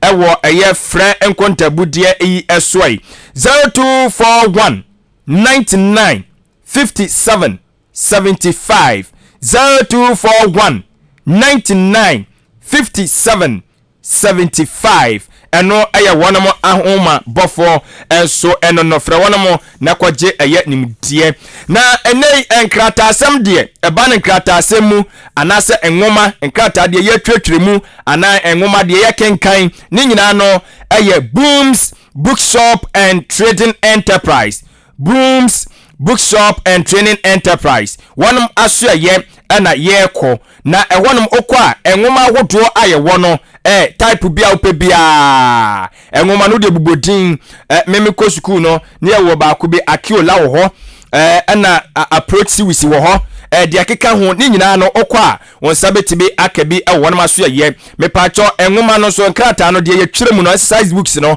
ni nyina bi enso ewo eye wonam akache bomoden na kwa gibi emfa hu ni suku kura wokọ kindergarten na wo mekire keji saa kopem apanyufo ni mu mekire suapon ahoduo mu enti school nto aso SHS tertiary suapon mu nyina no mokọ amwoma no mubenya bi ewo de mokọ kenkan ne de mbetwire mu nyina no eye Brooms Bookshop and Training Enterprise na odi wani enso ebekire no akoto ne nyina ede afri obese utu na so ekoton a obetimi aba ye na so ye sanso na open maako ekome a ne nyina no so obetimi aba mu bie school yi bomoden na ekoho na ekwaje odi afafiri wo ebo no eda fom beka se bookshop de si bebre na wo wadane ne patam yi ai bebre ho na so no kwasem ne se oba eye Brooms Bookshop and Training Enterprise a yatete bo no so ebo no eya aboofo enu nti ne yekanfo edi ama wo no baby wo kwa kwakoto no obebiebie nkrata ne mu de okenkan na ngoma de okenkan no bo se baby won ya pente ama ebi wo yesisi ne trase da bi ngoma no enye saa enesibi enso etie de wutire mu so bo se lines na wo mu baby won mo sa pepa ayese ayi drawing book no da bi ye de no entesa wadaro ma adu ani kire mo ewo achim odan supermarket ya ne GCB bank no na edi animhwe achim oda supermarket yene GBC Chicakrabia no animu enadi eye animhwe enti wo so de ni ebomoden na efre ebia wo chichi no bancheye yebetimi kra den krata na brew ewo ba bia wo bia enti wo frɛ ye ne a na ne abonkomo ewo 0244 29 36 32 0244 29 36 32 ana 0203 08 30 31 020 020 30 83 031 mami mfani bi mfama 0203 08 30 31 etifra wane mo na so ekoje won krata asem nyina efa efri ho nyankopon eye adoma na se ejawo ba be ware a bomoden anampo se nyankopon de afeba kwa ka wonfie ho na oba be hye ho efa eno so no abomode abetu anamo a mebeken sempo wawo ana opese oto ba ni din a eno so ye nyankopon adom wasu adwuma opon ho anase mu ye kuakuo bi ana mo ye mpon ho adwumadie bi nyankopon na de ma ono na agye wato no nsa fra mu ho nipa bi wose mu si nkonya agya ye pese ye twimomume efa krom ne ye gye ye nani yo eye amanyofo ana wonom so eye omo kampe ahodo ene ni nyina mu no mekanfo eye mfidie mu tie na ode eye udwumadi a wutimu se ampa enwoma ye bono emu da ho enye hwenhwen fidie ne mo ne hwe bia eno eye ahenkan sounds emu da ho mpa emuti DJ no so a wakan fidie ne ho a ye de eba no wono so nim ye wo ye DJ bi wo no ma ogina fidie na chi onim ye wo ye ye na wo bo shatawari nwom awase eno saa no na chese wagwa party DJ no wakan fidie ne ho ye de ne eba no onim de waben ewo fidie mti apawa no ode to wono ma de wo so bia wonim se nwom no osesem a wonim de wo se womia loop q ni nyina no egunitrim wadini baba wadaroma frɛ na yɛfa ahenkan sounds no mra odwumadi ahodoɔ so na oba o yɛba obun sampa bibibia de na kwa mu 0543 35 09 34 0543 35 09 34 ana 0542 75 16 51 0542 74 16 51 eno eye ahenkan sounds ene ye ne emo enkomo okay enti na enwuma koya da roman na omuso mu dwoda kopim efiada na ye de eye dwumadi a yato ne din se Maakye de abremu adwempa hene Kofi Mensa ene ne obabebo ayen a obebobo so kama de my enti 52 minutes after 9 a.m. 52 minutes after 9 a.m.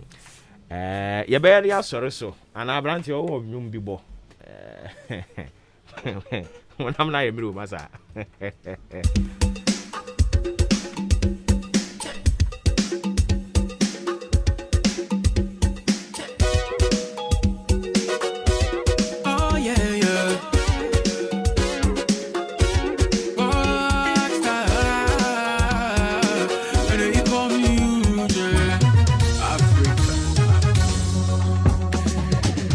they work every day. Munyama mini many. So I want to party. Yeah. So don't be lazy. Darling, you must be happy. Enjoy the party. Yeah. It's only for me to check you.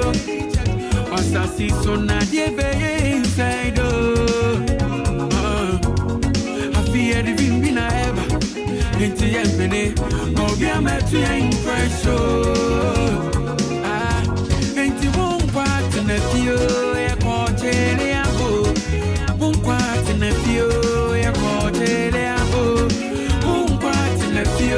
Okay.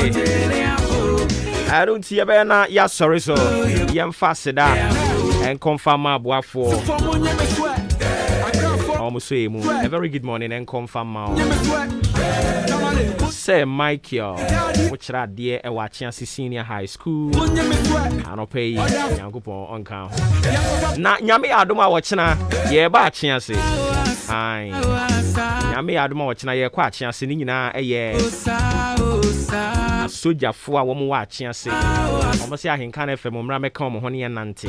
But you be jogging kakra. Na ABB, MTN for no almost a couple of MTN for a watch more dance. Say, Yami Adoma watching. Ye call a chance jungle warfare honwa. Ye no more conante fa a chima chance kroni munye wia. Omoni yen e wo match.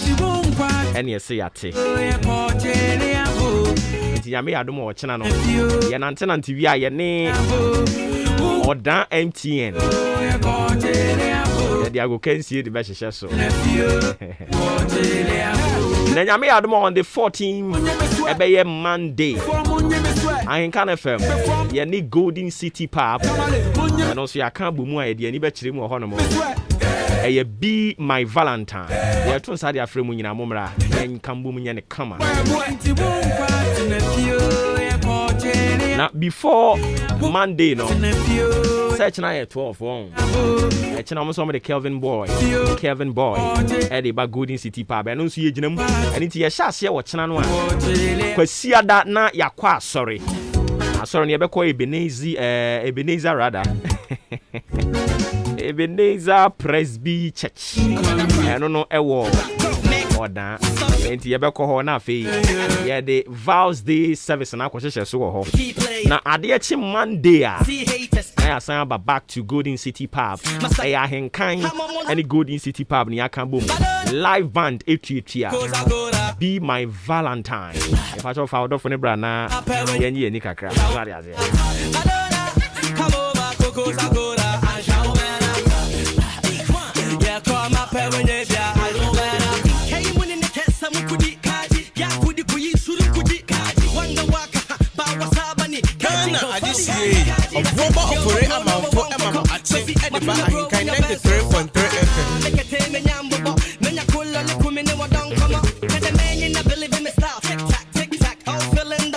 Okay, my AHENKAN some messages abani enye sorry jumedi ne so man aka emetwa so emfa ema we see a friend no same boachi di fra sama kese o se yan continue ne enye ompani akufu ado na ban ni omo ne papa bibiro mo be ye dia ma yen same ye da say for coming through with this message and inshiraba nelka ensu di fra shine man o se endra demonstration NDC for kokoye no ye yeah that's it for with okay Bosheba Mystic Gods so the Biaba no say or your patriotic voices NDC members are demonstrate and rap editia 11 omo demonstrate editia free senior high school ti the omo ye enye bibia ye nwanwa sa enchia enkoma COP akwasi Mengsa Duku retired regional police commander and Stephen in team incoming NPP national chairman. And I'll pay my mom a very good morning. Mr. Benjamin Baden, NPP constituency secretary. And I'll pay my good morning. Sounds so and our honorable Clement Atifa. Tubutume electoral area assembly member no. A very good morning going out to you. And of course Ima Bill. Let's see the bill call for secretary. I want to go to Mumpotemo Honomo, polling station near so at I say, into a polling station secretary aspirant. Nyanko Poyadma next week, and about when I shall see any campaign. Yes, Ramon, Yashasi, I don't know. Yabua Kofi Samuel, or C11, no, the Yan Tigana for Mamunin to Munne, Munin to Muchna. And Chiang confirm AHENKAN933 a fool in or the free Kokobin or the buyer. Where's the same? Me, I'm watching on page. This song here, yes, of course, Nyamia Dome, Hoya Pa. I see a Jumana Yanadi and 1 away, no, me patcha woo. Wish me lovely sister Lordina a see dua a glorious happy birthday. Naming Sri Yankupun Shram Famano, long life, prosperity. Your friend may bless and be the free ama crew and the buy. And then we also say kind of more the best in the East Ampa. In fact, more year Jumadin. The radia said the Mamonkwan. Your friend me Gladys me the free him for station point. Alright, me patch all this and many more. I'm going to buy Yankupun Shram. Nyame ya Dumwa. You want a Monday. Me patch all Shonsi. Shonsi ni Yesu Bemua. A free fabric of him see be share be Monday no. Ahwadin Bewo. I said I confirm ma Udia in kan Kwame Yaboa. I dream pa hini Kofi Mensah. Kobe K and Kwame Asante. If I told Fremi Obuoba Ofori Amanfo. I mean, I say from Monday, the film Friday, more free, more testy, more chile margin. I mean, Shramuna. Ya one Monday, Macramo.